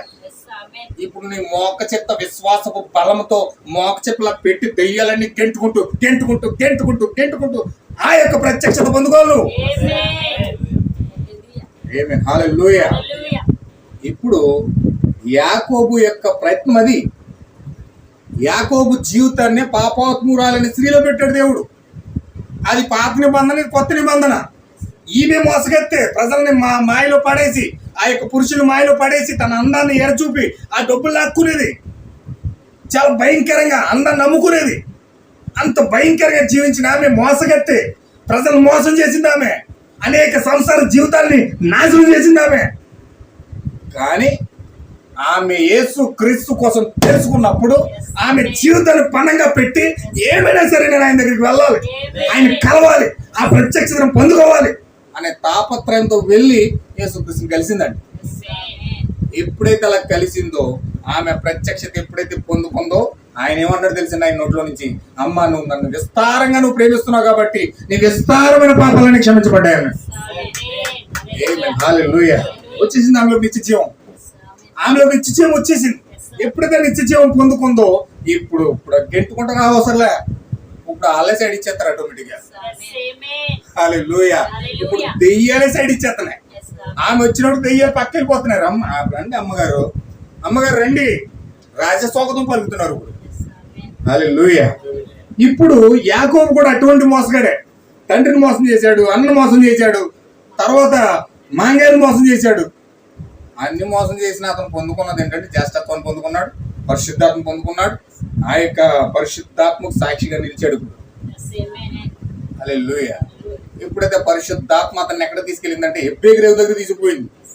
పరిశుద్ధాత్మ పొందుకున్న మరుక్షణమే నిన్ను అక్కడ తీసుకెళ్ళిపోతావు. పరిశుద్ధాత్మ నిన్ను ఒంటరి చేసేస్తుంది, దేనితోనూ ఐక్యమకుండా చేస్తుంది. ఈ దేనితోనూ నిమిత్తం లేకుండా, దేనితోనూ ఐక్యత లేకుండా నిన్ను ఒంటరిగా చేసి పడద్దు పరిశుద్ధాత్మ. ఇదే చూసిన పరిశుద్ధాత్మ మనం పొందుకున్నామంటే నువ్వు ఒంటరి అయిపోతావు. యాకోబు వలె నువ్వు దేనితోని ఐక్యం అవడానికి ఇష్టపడవు, దేనితోని కలవడానికి ఇష్టపడవు, ఒంటరి అయిపోవడానికి ఇష్టపడతావు. దేవుని యొక్క కుమారుడు ఎప్పుడు కూడా పరిశుద్ధాత్మ పొందుకున్న వ్యక్తి ఒంటరి. ఎందుకు ఆయన ఒంటరి చేస్తున్నాడంటే, ఎబ్బేగురావు దగ్గరికి ఎందుకు తీసుకెళ్తున్నాడంటే, ఆ ఒంటరి జీవితంలోనికి ఆయన తోడుగా ఆ చింతలో రావాలి. ఒంటరిని ఎందుకు చేస్తున్నాడంటే ఆయన రావడానికి, ఆయన జత రావడానికి. హల్లెలూయా. ఇప్పుడు యాకోబులోకి వచ్చేసాడు. యాకోబులకు ఎబ్బేగురావు దగ్గర ఏం జరిగిందండి? ఆయనే యాకోబులోకి వచ్చేసాడు. యాకోబు ఒంటరి కాదు. ఇప్పుడు యాకోబులాగా యేసుక్రీస్తు చెప్తున్నాడు, నేను ఒంటరిని కాదు, నేను ఒక్కడనే కాదు. చూడండి ఒకసారి యోహాను సువార్త 8వ అధ్యాయము 15వ వచనం. తీర్పు తీర్చుతున్నారు, నేను ఎవరికి తీర్పు తీర్చను. నేను ఒక్కడనై ఉండక నేనును నన్ను పంపిన తండ్రియు కూడా ఉన్నాము గనుక నేను తీర్పు తీర్చినను నా తీర్పు సత్యమే, సత్యమని. హల్లెలూయా. ఇప్పుడు ఏమంటాడు నాయన? నేను ఒంటరిని కాదు, మేమిద్దరం, నన్ను పంపిన తండ్రి కూడా నాతో ఉన్నాడు. ఎక్కడున్నాడు? ఆయనలో ఉన్నాడు. ఇప్పుడు తండ్రి ఎక్కడ ఉంటే ఆయనలో ఉన్నాడు. ఇప్పుడు ఆయన ఒంటరిగా లేడు. ఇప్పుడు ఆ యొక్క యాకోబు కూడా ఆ విధంగా చెప్తున్నాడు. ఇప్పుడు ఎబ్బేగురావు దగ్గర ఏం చెప్తున్నాడు? నేను ఇప్పుడు దాకా ఒంటరిని అయ్యాను, ఇప్పుడు దాకా నేను ఒంటరిగా ఫీల్ అయ్యాను, కానీ ఎబ్బేగురావు దగ్గర ఒక దూతతో పోరాడి నేను ప్రత్యక్షత పొందుకొని దేవుణ్ణి నేను పొందుకున్నాను. ఇప్పుడు నేను ఒంటరిని కాదు, నేను యేసుక్రీస్తు ఒకటే ఉన్నా, నేను నా దేవుడు ఒకటే ఉన్నా. ఆమేన్. హల్లెలూయా. ఇప్పుడు ఆయన ఏం చెప్తున్నాడు? ఒకటయ్యారు, దేవుడు ఆయనకు వచ్చేసాడు. ఇప్పుడు ఏం చేస్తున్నారంటే కరువు వచ్చేసింది ఇజ్రాయెల్ దేశంలో. వీళ్ళందరూ కూడా ఐగుప్తు వెళ్ళిపోయారు. అందరూ కూడా ఐగుప్తు వెళ్ళిపోయిన తర్వాత ఈసేపు పిల్లలు పుట్టారు, పెళ్ళి అయింది, పిల్లలు పుట్టారు, 2 కొడుకులు పుట్టారు. ఎఫ్రాయిము, మనస్సే. మనస్సే అన్నవాడు పెద్దోడు, ఎఫ్రాయిము అన్నవాడు చిన్నోడు. మనస్సే అనగా మొట్టమొదటిగా పుట్టినప్పుడు మనస్సేని ఎందుకు పెట్టుకున్నాడంటే, నా యొక్క పాత జ్ఞాపకాలన్నీ దేవుడు మర్చిపోవడానికి దేవుడు నాకు సహాయం చేశాడు కనుక ఈతనికి నేను మనస్సు అని పేరు పెడుతున్నాను అన్నాడు. మనస్సు అంటే అతను మొత్తం సమస్య మర్చిపోవడం. అన్ని పాత అన్నలు ఏం చేశారు, ఎన్ని తిప్పలు పడ్డాడు, ఎన్ని కష్టాలు పడ్డాడు, ఇవన్నీ పూర్తిగా మర్చిపోయి ఆ కొడుక్కి మనస్సు అని పేరు పెట్టుకున్నాడు. తర్వాత 2వ కుమారుడు పుట్టాడు, ఆయనకి ఎఫ్రాయిం అని పెట్టాడు. ఎఫ్రాయిం అంటే అర్థం ఏంటంటే అభివృద్ధి అని అర్థం. అంటే అతను అంచెలంచెలుగా ఏ విధంగా అభివృద్ధి చెందాడో ఆ అభివృద్ధిని జ్ఞాపకం పెట్టుకున్నాడు. కష్టాలు బాధలు అన్ని పెట్టినని మర్చిపోయాడు. నిజమైన దేవుని కుమారుడు ఎప్పుడు కూడా కష్టాలు బాధలు మర్చిపోవాలి. దేవుడిలో అనుభవించిన ఆశీర్వాదాల అభివృద్ధి మనం గుర్తుపెట్టుకోవాలి. ఏసేపు దాన్ని ప్రత్యక్షపరుస్తూ ఉన్నాడు. కష్టాలు మర్చిపోయాడు, శ్రమను మర్చిపోయాడు, నిందలు మర్చిపోయాడు, బాధలు మర్చిపోయాడు, అన్ని మర్చిపోయి కేవలం దేవుని యొక్క ఆశీర్వాదంలో అభివృద్ధి చెందిన విషయాలు మాత్రం గుర్తుపెట్టుకున్నాడు. మనం ఏం చేస్తా తెలిసి ఎవడు మనల్ని తిట్టాడో, ఎవడు మనల్ని కొట్టాడో, ఎవడు మనల్ని ఏమన్నా మాట్లాడినాడో, ఎవడ ఏం చేశాడో అన్ని గుర్తుపెట్టుకుంటాం. మనం చచ్చే వరకు వదిలిపెట్టమండి. ఆ యొక్క తిట్టిన వ్యక్తి మనం ముంగటగా వచ్చాడంటే మన ముఖం మాడిపోద్ది, ముఖం తిప్పేస్తారు. అంటే క్షమించలేరు. అంటే మరిచిపోతేనే దాన్ని క్షమించగలుగుతారు, మర్చిపోలేదు క్షమించలేరు. నేను క్షమించాలంటే నేను మర్చిపోవాలి అని మాత్రమే యేసేపు యొక్క మనసు అని పేరు పెట్టుకున్నాడు. ఎప్పుడైనా సరే జరిగిన నష్టం మనం మర్చిపోతేనే క్షమించగలుగుతాం. జరిగిన బాధ, జరిగిన శ్రమ, జరిగిన ఇబ్బంది, జరిగిన కొలిమి ఇవన్నీ కూడా మర్చిపోతేనే మనం క్షమించగలుగుతాం. ఒక వ్యక్తి క్షమిస్తాడంటే మర్చిపోయినట్టు. అందుకే క్షమాపణ అనే మెసేజ్లో ప్రవక్త చెప్పాడు, క్షమాపణ అంటే అర్థం ఏంటంటే పరిపూర్ణంగా మర్చిపోవడం. అందుకే దేవుడు మన పాపాలని క్షమించేసి ఎక్కడ పడేసేసాడు? మరుపని సందులు పడేసేసాడట. ఎక్కడ పడేసాడండి? మరుపని సందులు విసిరేసాడట. దానికి మనసని పేరెట్టాడు అవి చేసే బందికి. మన పాపాలన్నీ పట్టుకెళ్ళి మరుపని సందులు ఆయనే మర్చిపోయాడు. మనం మాత్రం అన్ని గుర్తుపెట్టుకున్నాం. అన్ని గుర్తుపెట్టుకునే సమయానికి ఆ వ్యక్తి వస్తే అన్ని గుర్తొచ్చేస్తాయి. ఆ టైంలో ఇలా చేసాడు, ఆ టైంలో ఇలా చేసాడు, ఆ టైంలో అలా చేసాడు, ఇలా చేసాడు, అలా చేసాడు అన్ని గుర్తుపెట్టి అవన్నీ ఎప్పుడైతే గుర్తొచ్చినాయో పాత పగ మళ్ళీ బయటకు వస్తుంది, పాత కక్ష మళ్ళీ బయటకు వస్తుంది, పాత బాధ మళ్ళీ బయటకు వస్తుంది. అప్పుడు యుద్ధం స్టార్ట్ అవుతుంది. మళ్ళీ అలాంటి యుద్ధాలు స్టార్ట్ అవ్వకుండా మళ్ళీ అన్నలు వస్తే మళ్ళీ నేను యుద్ధం చేస్తానేమో, వాళ్ళ మీద పగ తెచ్చుకుంటానేమో అని చెప్పి యేసేపు ఏం చేశాడంటే ఆ యొక్క మనసు అని పేరు పెట్టి అన్ని మర్చిపోయాడు. అందుకే తర్వాత అన్నలు వచ్చినా సరే పరిపూర్ణ క్షమించి వాళ్ళందరికీ భోజనాలు పెట్టి చక్కగా బెంజమిన్ కూడా 5 అంతలు వేసి చాలా అద్భుతంగా అన్నలు ప్రేమించాడు. ఎంత ద్వేషించి, ఎంత దూషించి, ఎంత అపహాస్యం చేసి ఆ యొక్క దేశానికి అమ్మేశారో అంతగా 10 రెట్లు ఎక్కువ ప్రేమించాడు యేసేపు. ఆమేన్, హల్లెలూయా. మన ప్రభువైన యేసుక్రీస్తు కూడా అంతేనండి. మనం చేసేని గుర్తుపెట్టుకోవట్లేదు, మర్చిపోతున్నాడు ఆయన. కానీ ఆయన మనల్ని మనం ఎంత ద్వేషిస్తున్నాము, ఎంత దూషిస్తున్నాము, ఎంత వాక్యానుసారంగా నడవకుండా అపహాస్యం చేస్తున్నాము, ఎంత భయంకరంగా రకరకాలుగా దేవుడిని, ప్రభుని యొక్క వాక్యాన్ని ఇబ్బంది పెడుతున్నాము, అవన్నీ కూడా గుర్తుపెట్టుకోకుండా అవన్నీ కూడా మరిచిపోయి మనం ప్రేమిస్తూనే ఉన్నాడు. ఓసారి ప్రవర్త అండి ఇది చాలా బాగుంటుందండి, అద్భుతంగా ఉంటుంది అన్నమాట. ఓసారి ప్రవర్త ఓ హోటల్కి వెళ్తాడండి. ఓ మీటింగ్కి వెళ్ళాడు. మీటింగ్ ఇంకా టైం ఉందని చెప్పేసి హోటల్కి వెళ్ళాడు. ఆ హోటల్కి వెళ్తే చివరి నడుచుకుంటా వెళ్ళాడు. చివరి వీధి చివరిన ఉందంట ఆ హోటల్.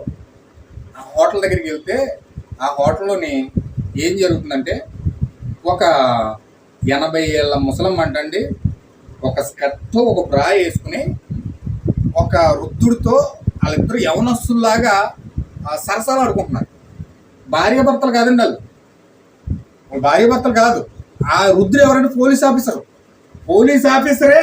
అతను ఆన్ డ్యూటీలో ఉండి కూడా అతను చట్ట ప్రకారం విరుద్ధంగా ఒక 80 ఏళ్ళ ముసలమ్మతో, ఈ 80 ఏళ్ళ ముసలమ్మ ఎలా ఉందంటే బ్యూటీ పార్లర్కి వెళ్ళిపోయి 20 ఏళ్ళ ముసలమ్మ తయారైంది. అక్కడికి వెళ్ళి వాళ్ళు సరసాలు ఆడుకుంటున్నారు. ఇంకో చోటేమో ఒక 10 మంది గ్యాంగ్ ఒక కుర్చీ వేసుకుని, టేబుల్ వేసుకుని అక్కడ జోదం జరుగుతుంది, ప్యాకెట్ ఆడుకుంటున్నారు. ఒక అమ్మాయి ఒక బ్రా ఒక స్కర్ట్ వేసుకుని అక్కడ ఉంది. ఆమె నడుమ చెయ్యేసి ప్యాకెట్ ఆడుతున్నాడు, జోదం ఆడుతున్నారు. ఆ అమ్మాయి ఏమో ఈ వ్యక్తికి గ్లాసులో మందు వేస్తుంది. అది తాగుతూ ప్యాకెట్ ఆడుతూ ఈ అమ్మాయికి సరసలాడుతూ రకరకాలుగా చాలా భయంకరంగా వాతావరణం ఉంది. అలా 4 గుంపులు ఉన్నాయండి. అక్కడ 4 గుంపులు ఉన్నాయి. అదొక హోటల్కి వచ్చిన వాళ్ళు తినేవాళ్ళు తింటున్నారు, తాగువాళ్ళు తాగుతున్నారు. అక్కడ జరుగుతుంది. అది ఒక పప్పు లాంటిది అనమాట. అందులోకి వెళ్ళాడు ఈయన. అందులోకి వెళ్ళి చూస్తే అక్కడికి వెళ్ళిన తర్వాత కళ్ళు గిరక్కని తిరిగినాయి. ఆ సిచ్యువేషన్, ఆ సన్నివేశాలన్నీ చూసి విపరీతమైన కోపం వచ్చేసింది ఈయనకి. ఎలాంటి కోపం అంటే వెర్రి కోపం అంట. ప్రవర్తకి ఎలాంటి కోపం? వెర్రి కోపం, మామూలు కోపం కాదండి. ఒకసారి చెప్పాను మీకు, ఒక మేడం గారు తిట్టిందని మేడం గారు అన్నది, ఏదో మాట అన్నది, ఆడిని కూడా ఏదో మాట అన్నది. మొత్తం మీద ఆ మాట అన్నదని మేడం గారి మీద పడుకుంటారు. ఆ పక్కన ఈ పక్కన ఇలా ఉంది మేడం. ఆ పక్కన ఒక నుంచుని ఉంటే ఈ గోడకు నుంచుని వేసుకుని వెళ్ళి ఆవిడ దౌడతో కొట్టేశాడు. ప్రవర్తండి అంత కోపం, చాలా పిచ్చ కోపం అనమాట. వెళ్ళాడు ఆ హోటల్కి వెళ్ళాడు, చాలా కోపం వచ్చేసింది. అక్కడికి వెళ్ళిపోయి ఆ తొలి పక్కనకి వెళ్ళిపోయి కోపం వచ్చేసి ప్రార్థన చేస్తున్నాడంట. ప్రభువా, ఈ దృశ్యాన్ని చూస్తే నేనే తట్టుకోలేకపోతున్నాను. ఈ దృశ్యాన్ని చూస్తే నాకే షేక్ వచ్చేస్తుంది. ఈ దృశ్యాన్ని చూస్తే చాలా అవమానకరంగా నీకు ఉంది. నేనే క్షమించలేకపోతున్నాను, నేనే భరించలేకపోతున్నాను. దీన్ని చూస్తూ నువ్వు ఎలా భరిస్తున్నావు? అసలు నువ్వు ఎలా ఉండగలుగుతున్నావు? నువ్వు ఎలా దీన్ని సహించగలుగుతున్నావు?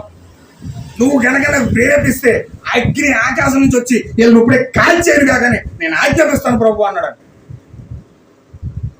కంగారు పడుకు బ్రహ్మ ఉండి చెప్తాను నీకు కంగారు పడకు అని చెప్పి ఆ తొలుపుగడ ఉండగా ఒక దర్శనం వచ్చిందంట. అలా భూగోళంలాగా ఒక దర్శనం వచ్చింది.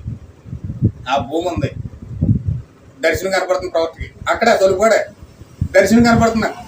ఆ దర్శనం కనపడుతుంటే భూమి ఉంది.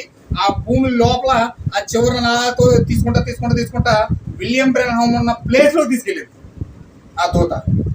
ఆ భూమిలో విలియం బ్రెన్హామ్ ఉన్నాడు. ఆ చిన్నప్పుడు ఆ వయసులో ఉన్నప్పుడు అక్కడ ఇక్కడ చేస్తున్న పాపాలన్నీ కూడా చేస్తున్నాడు. అతను పాపాలు చేస్తున్నాడు, తప్పులు చేస్తున్నాడు, చాలా అసహ్యమైన కార్యాలు కనపడుతున్నాయి అందులో.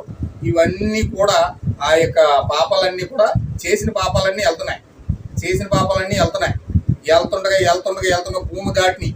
భూమి దాటిన తర్వాత ఆ భూమి చుట్టూనంటండి ఒక రక్తపు వలయం వేసిందంట. ఆ భూమి చుట్టూ ఒక రక్తపు వలయం వేసింది. భూమి ఉంది, ఆ భూమి దాటిన తర్వాత ఒక రక్తపు వలయం ఉంది. ఇప్పుడు ఈయన చేసిన పాపాలన్నీ కూడా ఏం చేస్తున్నాడు? రక్త వలయాన్ని దాటుకుని అవతలకి వెళ్తలేదు. అవతల దేవుని సన్నిధిలోకి వెళ్ళి అంటే అక్కడి నుంచి ఆజ్ఞలు జారీ అని అంటే ఇక్కడ విలియం బ్రెన్హామ్ స్పాట్ డెడ్, వెంటనే చచ్చిపోతాడు. పాపం దేవుని సన్నిధిలోకి వెళ్ళిందంటే ఇక్కడ చచ్చిపోతాడు. ఎందుకంటే ఆయన సన్నిధిలో పాపం నిలవదు. గ్రంథం ఆయన ఎక్కడికి వెళ్ళిందంటే పాపాల చెట్ట దేవుడి దగ్గరికి వెళ్ళిందంటే ఇక్కడ మరణం తథ్యం. కానీ ఇక్కడ ఏం జరుగుతుందంటే భూమి దాటిన తర్వాత ఒక రక్తపు వలయం ఉంది. ఆ రక్తపు వలయం దాటి ఆ పాపాలు అవతలకి వెళ్తలే. అంటే తను కాపాడుతుంది. పాపం చేస్తున్నా, తప్పు చేస్తున్నా, అబద్ధాలు ఆడుతున్నా, మోసాలు చేస్తున్నా ఇతను ఎందుకు బతుకుతున్నాడంటే ఆ యొక్క రక్తపు వలయం అవతలకి వెళ్లకుండా ఆపేస్తుంది. హల్లెలూయా. అన్నాడు ప్రభు అని యేసుక్రీస్తు యొక్క రక్తం ఈ భూమి చుట్టూ వేసాడంటే ఆయన రక్తం నేను కాపాడుతున్నట్టు అర్థం ఏంటి? ఆయన అంటాడు రక్తం నేను కాపాడుతుంది, ఈ చుట్టూ రక్తం ఉందంటే అర్థం ఏంటి? భూమి చుట్టూ రక్తపు వలయం వేసేయడానికి కాచి. ఇప్పుడు మనం చేసే పాపాలు, అబద్ధాలు, మోసాలు ఏవి కూడా దేవుడి సన్నిధిలోకి వెళ్తలేదండి. అందుకే మనం బతుకున్నాం. మనం ఎన్ని మోసాలు చేసేసినా, ఎన్ని నాలుకలు మడతెట్టేసినా, ఎన్ని రకాలుగా జీవించేసినా ఏది కూడా దేవుడి సన్నిధిలోకి వెళ్తలేదు. వెళితే ఈ పాటికి మనకి వెంటనే దేవుడు మారలేదండి. పేతురు దగ్గర అననీయ సత్యరా అబద్ధమాడారండి. అబద్ధమాడారా? ఏం జరిగింది? అబద్ధం ఆడిన వెంటనే నడుమిరికి చచ్చిపోయాడు. పేతురు అన్నాడు, ఎందుకు మీరు పరిశుద్ధాత్మను శోధిస్తున్నారు మీరు అన్నాడు. అంటే దేవుడు మారిపోయాడా? అప్పుడు వాళ్ళని చంపేసి ఆ పాత నిబంధనలనేమో మొత్తం వెచ్చలవిడిగా పాపం చేసిన వాళ్ళందరినీ చంపేసి కొత్త నిబంధనలు ఎందుకు వదిలేసాడు? ఏం జరగట్లేదు ఎందుకని అంటే దేవుడు మారిపోయాడా? దేవుడు కృపామయుడిగా అయిపోయాడా? లేకపోతే ప్రేమమయుడిగా అయిపోయాడా? లేకపోతే ఆయన మార్చేసుకున్నాడా పద్ధతి? చంపడం కరెక్ట్ కాదు, మనం బతికించే క్షమించాలనుకుంటున్నాడా? లేదు, అలాగనుకోవట్లా.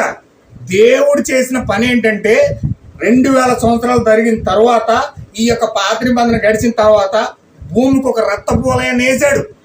ఆ రక్తపు వలయాన్ని దాటి పాపం ఆయన దగ్గరికి వెళ్తలే. అందుకే ఈ రోజు ప్రతి దుర్మార్గుడు కూడా చక్కగా ఎంజాయ్ చేస్తున్నాడు. ప్రతి పాపి కూడా, ప్రతి వేశ్య కూడా, ప్రతి భయంకరమైన కార్యాలు చేస్తున్నప్పుడు కూడా వాళ్ళు జల్సాగా తిరుగుతున్నారంటే అర్థం వాళ్ళ పాపం దేవుని సన్నిధిలోకి వెళ్ళడం లేదు. ఎందుకంటే ఆ భూమి చుట్టూ రక్తపు వలయం ఉంది. ఏమైనా హల్లెలూయా. దాన్ని చూశాడని ప్రవర్త. దాన్ని ఎప్పుడైతే చూశాడో వెంటనే మోకాలు వేసాడని. వెంటనే మోకాలు వేసి పశ్చాత్తాపడి ఏట మొదలెట్టాడు. ప్రభువా, ఇప్పుడు వరకు వాళ్ళే పాపులు అనుకున్నాను, వాళ్ళే భయంకరమైన పాపం చేసి నిన్ను వెర్రి కోపం తీసుకొస్తున్నారు అనుకున్నాను. లేదు ప్రభువా, వాళ్ళకంటే ముందు నన్ను చనిపే, నేను చచ్చిపోవాలి. ఇప్పుడు నేను చచ్చిపోవాలి, ఎందుకంటే నా పాపం అంత భయంకరమైంది. వాళ్ళకంటే భయంకరమైన వాడిని నేను, నన్ను చంపే ప్రభువా అన్నాడు. చంపు ప్రభువా, నన్ను చంపే ప్రభువా, నీ అగ్ని చేత కాల్చే ప్రభువా, నన్ను క్షమించు ప్రభువా, నన్ను క్షమించు ప్రభు అని అంట మొదలు పెట్టాడు. అప్పుడు ఒక హస్తం వచ్చి, ఒక పరలోకం నుంచి ఒక హస్తం వచ్చి ఆ యొక్క నేల మీద రాస్తుందంట, నీ పాపము క్షమించబడినది అన్నదంట. ఇప్పుడైతే మాట పలికిందో వెంటనే తాడి చెట్లు సగానికి ఎగిరాడండి. అంత ఆనందం వచ్చేసింది. దేవుడు నా పాపాన్ని క్షమించాడు, దేవుడు నా పాపాన్ని క్షమించాడు, నేను క్షమించబడిన వ్యక్తిని, దేవుడు నన్ను క్షమించాడు. ఆహా, ఎంత అద్భుతంగా ఆనందంగా కేకలేస్తున్నాడండి. ఇప్పుడు పరిశుద్ధాత్మ వచ్చి, మరి నువ్వు క్షమించబడ్డావు కదా, మరి వాళ్ళని తిట్టేసావు, వాళ్ళని ఏమో భయంకరంగా ఊహించేసుకున్నావు, భయంకరంగా మాట్లాడేసావు, మరి వాళ్ళ పరిస్థితి ఏంటి? నువ్వు క్షమించబడ్డావు సరే, మంచిదే, నువ్వు రక్షించబడ్డావు మంచిదే, నువ్వు విమోచించబడ్డావు మంచిదే, మరి వాళ్ళ పరిస్థితి ఏంటి? మళ్ళీ మోకాలు వేసాడు, మళ్ళీ ఏడవడం మొదలుపెట్టాడు. మళ్ళీ ఏడ్చి ప్రభువా, నేను పొందుకున్న రక్షణ, నేను పొందుకున్న విమోచన, నేను పొందుకున్న స్వస్థత నేను వారికి కూడా చెప్తాను. ఆ తొలుపు కాడి నుంచి మోకాల మీద నడుచుకుంటూ వెళ్ళాడట స్త్రీ దగ్గరికి. ఆ పేకాట ఆడుతున్న స్త్రీ దగ్గరికి ఆ నడుము మీద పోలీస్ ఆఫీసర్ నడుము చేసి సరసాలాడుతుంటే మోకాల మీద నడుచుకుంటూ వెళ్ళి మోకాల మీద ఉండి అమ్మా అన్నాడంట. ఎప్పుడు ఆమె ఆ జీవితంలో మాట లేదట. ఆ స్త్రీని అందరూ కూడా ఒయ్యారంగా చూస్తూ, వంకర చూపులు చూశారట. ఆ చూపుల్లోనే సంబంధమైన కార్యాలన్నీ కూడా చూపుల్లో చూపించేస్తారు చాలా మంది. అలా చూశారంట ఆమె. అలా చూసి భయంకరంగా ఎటకారమాడారంట, రకరకాలుగా మాట్లాడారంట ఆమెతో. కానీ వ్యక్తి మొట్టమొదటికి వెళ్ళి అమ్మా అన్నాడంట. అమ్మని ఎప్పుడైతే అన్నాడో ఆమె హృదయం అలా కరిగిపోయింది.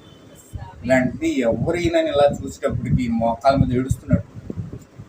నేను ఆ తలుపు దగ్గర ఉండి మీకోసం నేను భావించానమ్మా, అయితే దేవుడు నాకు ఇలా చూపించాడు, ఇది నిజమైన వాక్యం, దేవుడు మీతో మాట్లాడుతున్నాడు, దేవుడు మిమ్మల్ని విడిపిస్తున్నాడు, దేవుడు మిమ్మల్ని రక్షించడానికి వచ్చాడు, నన్ను వాడుకుని ఇక్కడ పంపించాడమ్మా అని చెప్పి ఎప్పుడైతే సువార్త ఆమె పంచుకున్నాడో వెంటనే ఆమె ఏం చెప్తుందంటే, అయ్యా నేను క్రైస్తవురాలనే, నా కుటుంబం యొక్క జీవిత పరిస్థితులు బట్టి నేను బ్రతకడం కోసం, నా యొక్క స్వేచ్ఛ కోసం, నా యొక్క స్వేచ్ఛ జీవితాన్ని కాపాడుకోవడం కోసం నా శరీరాన్ని నేను అమ్ముకుంటున్నాను, నేను క్రైస్తవురాలనే, నేను వెళ్ళి చర్చి లోదరాను, నా పాస్టర్ ఎప్పుడు ఇలా చెప్పలే, నా పాస్టర్ ఎప్పుడు ఇలా మాట్లాడలే, కానీ నువ్వు మాట్లాడుతుంటే నాకు ఎందుకో ఏడవాలనిపిస్తుంది, నువ్వు నమ్మిన దేవుడు నేను కూడా పొందుకోవాలనిపిస్తుంది, నువ్వు నమ్మిన దేవుడు నేను కూడా స్వీకరించాలనిపిస్తుంది, అయ్యా ఒక్కసారి నాకు అది దయచేస్తావా, నేను పొందుకోవడానికి దానికి అర్హురాలేనా అని ఏడవడం మొదలుపెట్టిందంట.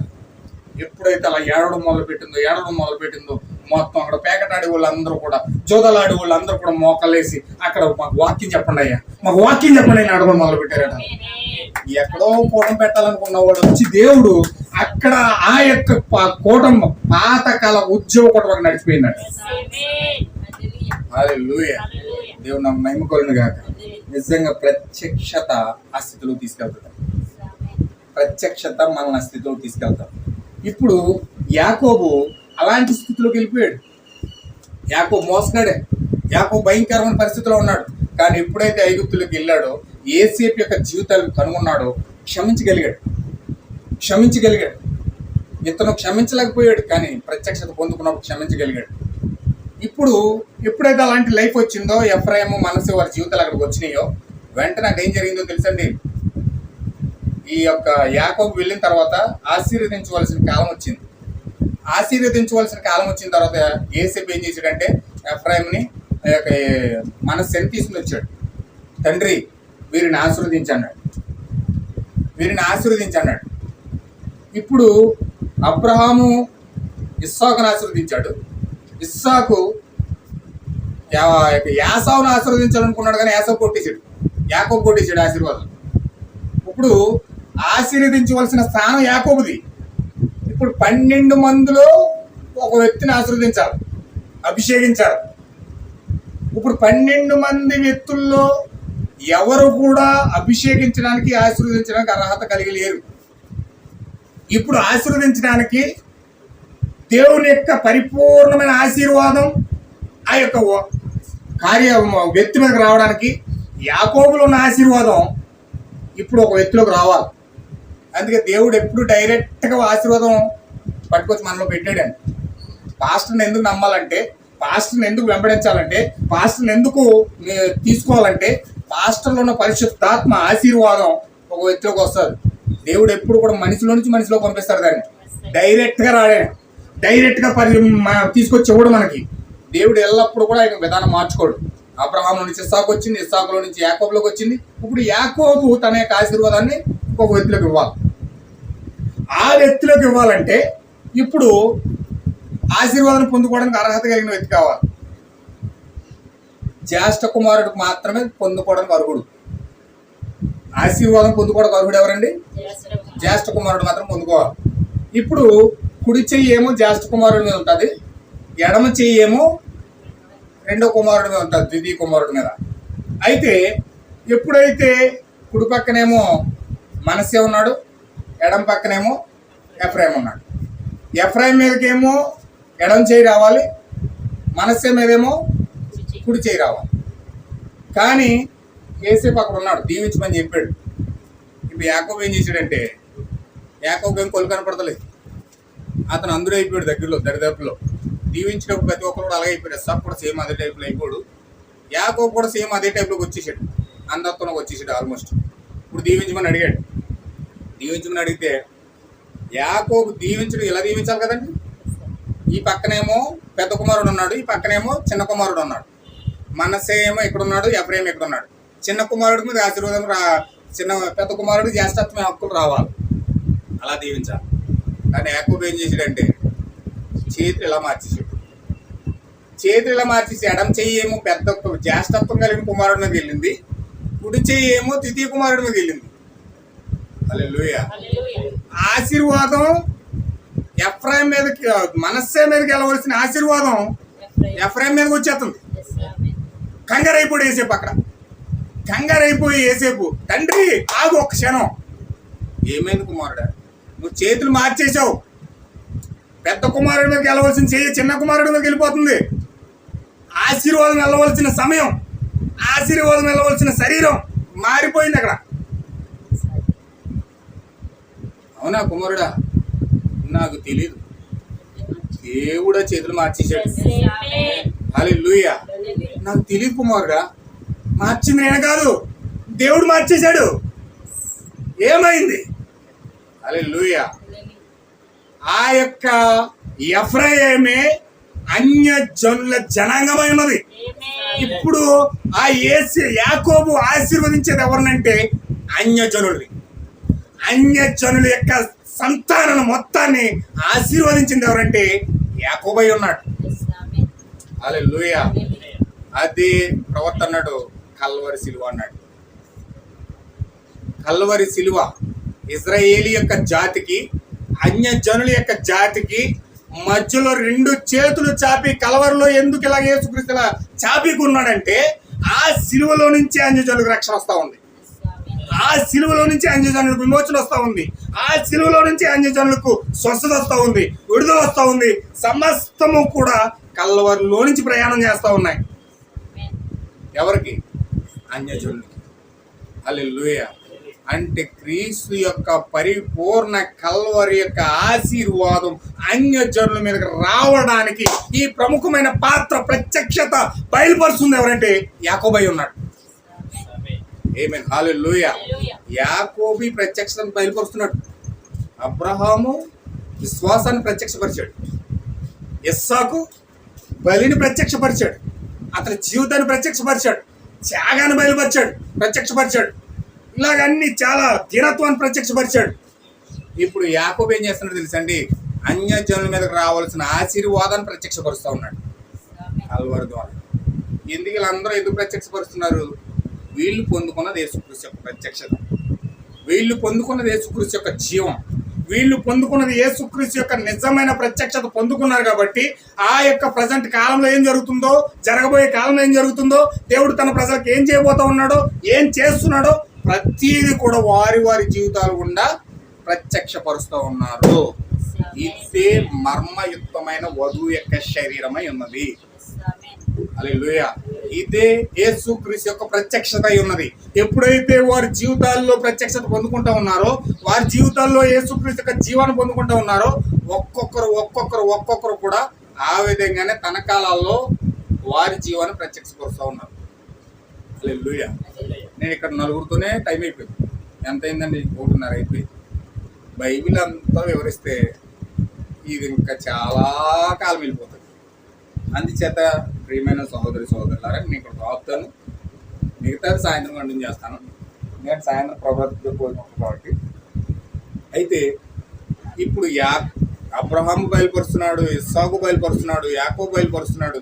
వీళ్ళందరూ కూడా యేసుక్రీస్తు యొక్క జీవాన్ని బయలుపరిచారు. వీళ్ళందరూ కూడా యేసుక్రీస్తు యొక్క జీవితాన్ని బయలుపరుస్తున్నారంటే కారణం వాళ్ళు పొందుకున్న యేసుక్రీస్తు యొక్క ప్రత్యక్షత. ఇక ఏసేపు జీవితానికి వస్తే వీళ్ళు సగం సగమే ఎక్కడో కొంత పాత్ర చేశారు. కానీ ఇస్సాకు కానీ అబ్రహాం అని యాకోబు అని. ఏసేపు అయితే జీవితం మొదలుకు పెట్టిన కాడి నుంచి చనిపోయే వరకు కూడా మొత్తం క్రీస్తుని బయలుపరిచేశాడు. అంటే ప్రవక్త అన్నాడు, నీతీకరణలో కొంచెమే జరుగుతుంది, శుద్ధీకరణలో కొంచెం జరుగుతుంది, పరిశుద్ధాత్మ బాప్తిజంలో కొంచెం జరుగుతుంది, పరిపూర్ణ పరిశుద్ధాత్మ బాప్తిజంలో పరిపూర్ణ క్రీస్తు యొక్క పరిపూర్ణత అంతా కూడా బయటకు వస్తుంది అని చెప్పాడు. హల్లెలూయా. ఏమొస్తుందండి? అబ్రహాం నీతీకరణ అయి ఉన్నాడు, ఇస్సాకు శుద్ధీకరణ అయి ఉన్నాడు, యాకోబు పరిశుద్ధాత్మ బాప్తిజం అయి ఉన్నాడు, ఆ యొక్క ఏసేపు ఏమై ఉన్నాడు? తలరాయి ఉన్నాడు. ఏంటండి? ఏసేపు తలరాయి ఉన్నాడు.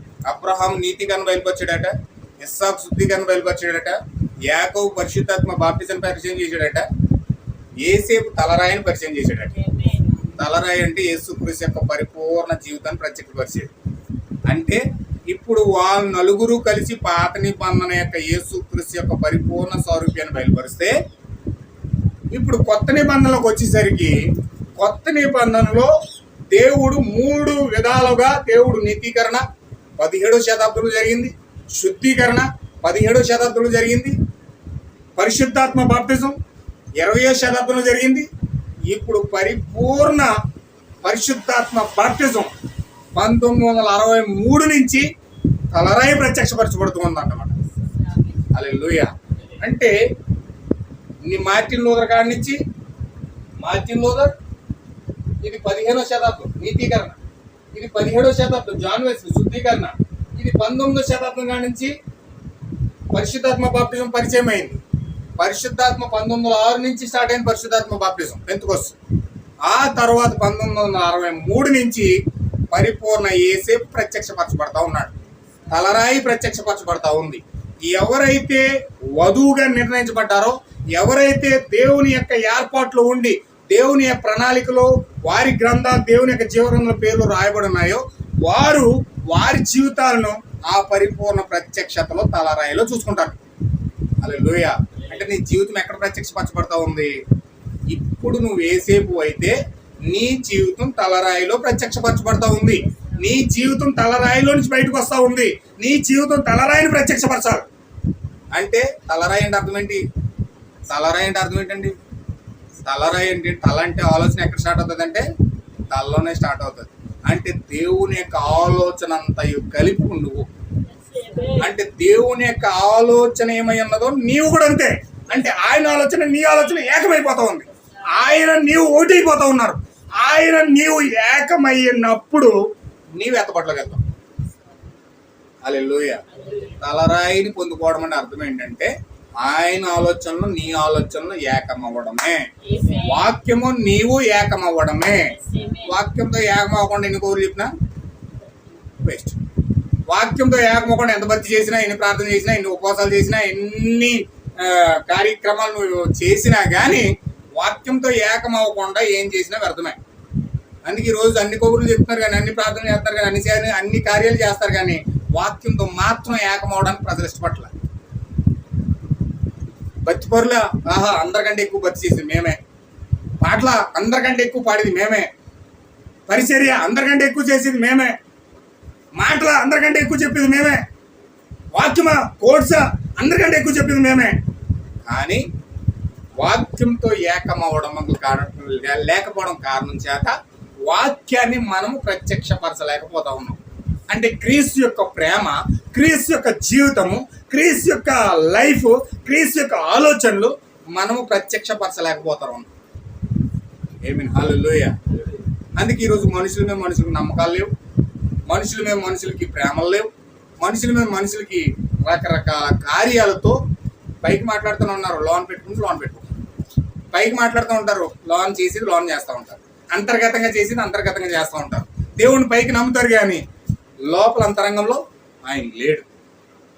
అంటే ఆచారబద్ధంగా ఏమని చెప్తున్నాడంటే, ఆయన ఏం చెప్తున్నాడంటే, మీరు పెదవులతో నన్ను భయంకరంగా ఆరాధన చేస్తున్నారు కానీ మీ హృదయం నాకు చాలా దూరంగా ఉందంట. హల్లెలూయా. అంటే నోటితో ఒప్పుకుంటున్నారు కానీ, నోటితో చేస్తున్నారు కానీ, నోటితో పలుకుతున్నారు కానీ అది హృదయంలోనికి పొందుకోవడానికి ఇష్టపడట్లే. అయితే నిజమైన యేసుక్రీస్తు యొక్క ప్రత్యక్షత అంటే అదే.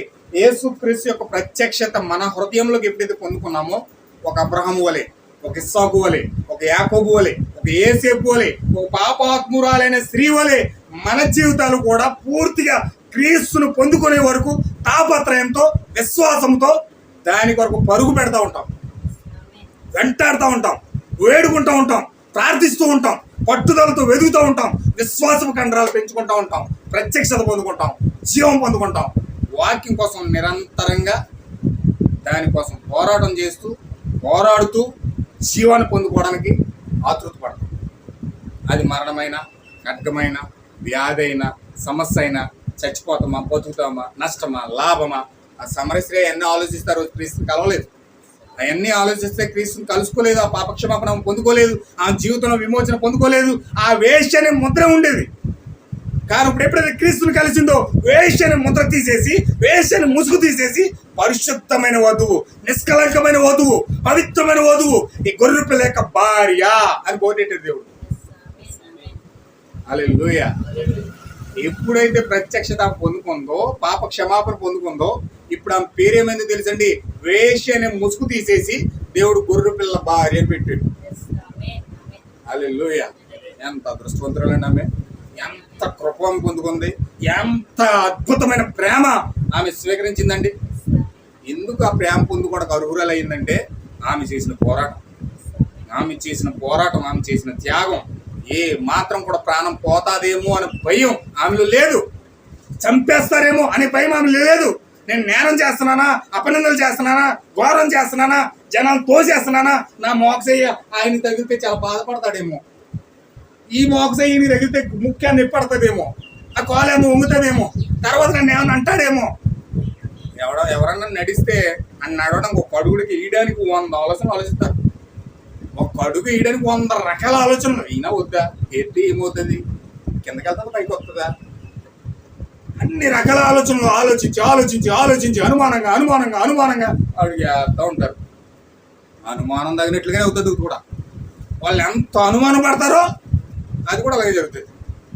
కానీ ధైర్యంగా, విశ్వాసంగా ఏమైతే అని నేను ప్రభువుని కలుసుకోవాలి, నేను ప్రత్యక్షత పొందుకోవాలి, నేను జీవాన్ని పొందుకోవాలి అని ఎప్పుడైతే వేడని పట్టుదలతో పోరాటం చేస్తూ ప్రత్యక్షత పొందుకోవడానికి తాపత్రయపడతారో అటువంటి వారికి ప్రకటన గ్రంథము అర్థమవుతుంది. హల్లెలూయా. ప్రకటన గ్రంథం ఏం చేస్తుందంటే పోరాట పటిమలు నేర్పిస్తుంది. ప్రకటన గ్రంథం ఏం నేర్పిస్తుందంటే పోరాటం నేర్పిస్తుంది.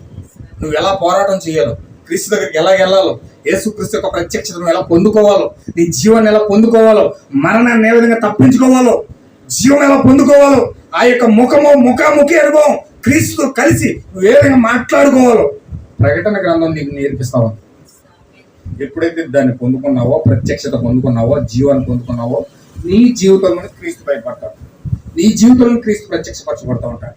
అందుచేత నా ప్రేమైన సహోదరులు, ఖచ్చితంగా మన జీవితంలో నుంచి క్రీస్తు రావాలంటే చాలా మంది అంటారు జీవించాలండి, మాటలు అందరూ చెప్తారు జీవించాలన్నా తెలికే, కానీ నిజంగా జీవించాలంటే ఆయన రావాలి, ఆయన ప్రత్యక్షత పొందుకోవాలి. ఆయన ప్రత్యక్షత పొందుకుంటే, ఆ ముద్ర పొందుకుంటే, ఆ తెర మనకు తొలగించబడితే అప్పుడు దేవుడు నేరుగా మన హృదయంలోని పనిచేయడం మొదలు పెడతాడు. ఈ ప్రకటన గ్రంథం ఆయన నేరుగా నీ జీవితంలోకి వచ్చి పనిచేయడం. రెవల్యూషన్ అంటే అర్థం ఏంటంటే, నీకు ఎప్పుడైతే తెరవబడుతుందో, రెవల్యూషన్ ఎప్పుడైతే తెరవబడుతుందో అప్పుడు దేవుడు నీలోకి వచ్చి పనిచేయడం మొదలెడతాడు. ఇప్పుడు దాకా నువ్వు మాట్లాడావు, కానీ ఇక్కడి నుంచి దేవుడు మాట్లాడతాడు. ఇప్పుడు వరకు నువ్వు చూసావు, కానీ ఇప్పటి నుంచి దేవుడు చూస్తాడు. ఇప్పుడు వరకు నువ్వు ఆలోచించావు, కానీ ఇప్పుడు నుంచి దేవుడు నీ నుండి ఆలోచిస్తాడు. హల్లెలూయా. అన్ని కూడా సమస్తము కూడా చేసేది అంతా కూడా ఆయనే. అందుకే పౌలు గారు అన్నాడు, నేను బ్రతుకుట క్రీస్తే చావైతే లాభం, క్రీస్తే నా యందు జీవిస్తున్నాడు, జీవించేవాడిని నేను కాదు. ఒక అపోస్తుల బోధ కింద పరిశుద్ధాత్మ బాప్తిజం పొందుకున్న ఆ పౌలు గారే అంతలా మాట్లాడితే మరి ఇప్పుడు తలరాయి పొందుకున్న వదివేళ మాట్లాడాలండి. 2000 సంవత్సరాల క్రితం ఆఫ్టర్లో ఒక చిన్న భాగం పరిశుద్ధాత్మ భాగం, పరిశుద్ధాత్మ బాప్తిజంలో భాగం పౌలు గారు పొందుకునే అంత అద్భుతంగా మాట్లాడి క్రీస్తు కోసం అన్ని శ్రమలు అనుభవించాడు కదా. మరి ఈరోజు తలరాయి వచ్చింది. తలరాయి వస్తే నువ్వు ఇంకెంతగా జీవించాలి? ఈరోజు జీవితాలు లేవు మనుషుల్లో, మాటలు మాత్రం చాలా అద్భుతంగా చెప్తున్నారు, చాలా అద్భుతంగా మాట్లాడుతున్నారు, మాటల వరకే. కానీ కొలసీ పత్రిక పౌలు గారు అన్నాడు, మీ యొక్క ప్రవర్తన మాటతోనూ క్రియతోనూ ఉండాలన్నాడు. మీ మాట ఎలా ఉంటుందో దాని క్రియ కూడా అలా ఉండాలి. పేదల మీద పప్పులు ఉండడం కాదు, చాలా మంది పేదల మీదే వండుతారు పప్పులు, ఆ క్రియల్లో రావు. హల్లెలూయా. అయితే దేవుని యొక్క కృపను చెప్పున నువ్వు ఏదైతే ఒప్పుకుంటున్నావో దేవుని సన్నిధిలో ఎంతగా నువ్వు రావాలని ఆరాటపడుతున్నావో నీ ప్రార్థన జీవితంలో మోకాళ్ళ మీద కూడా అదే పోరాటం 20 కోట్ల దెయ్యాలతో చేసినప్పుడు, నువ్వు ప్రత్యక్షత పొందుకున్నప్పుడు, ముఖాముఖిగా క్రీస్తుని కలుసుకున్నప్పుడు అప్పుడు నిజమైన జీవితం అనేది మన జీవితంలోకి వస్తుంది.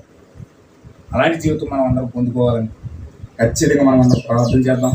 ఆ సమరయ స్త్రీ వల్లే పోరాడదాం. దేవుడి వాటిని దీవించిన గాక. ప్రార్థన చేసుకున్నాం అండి.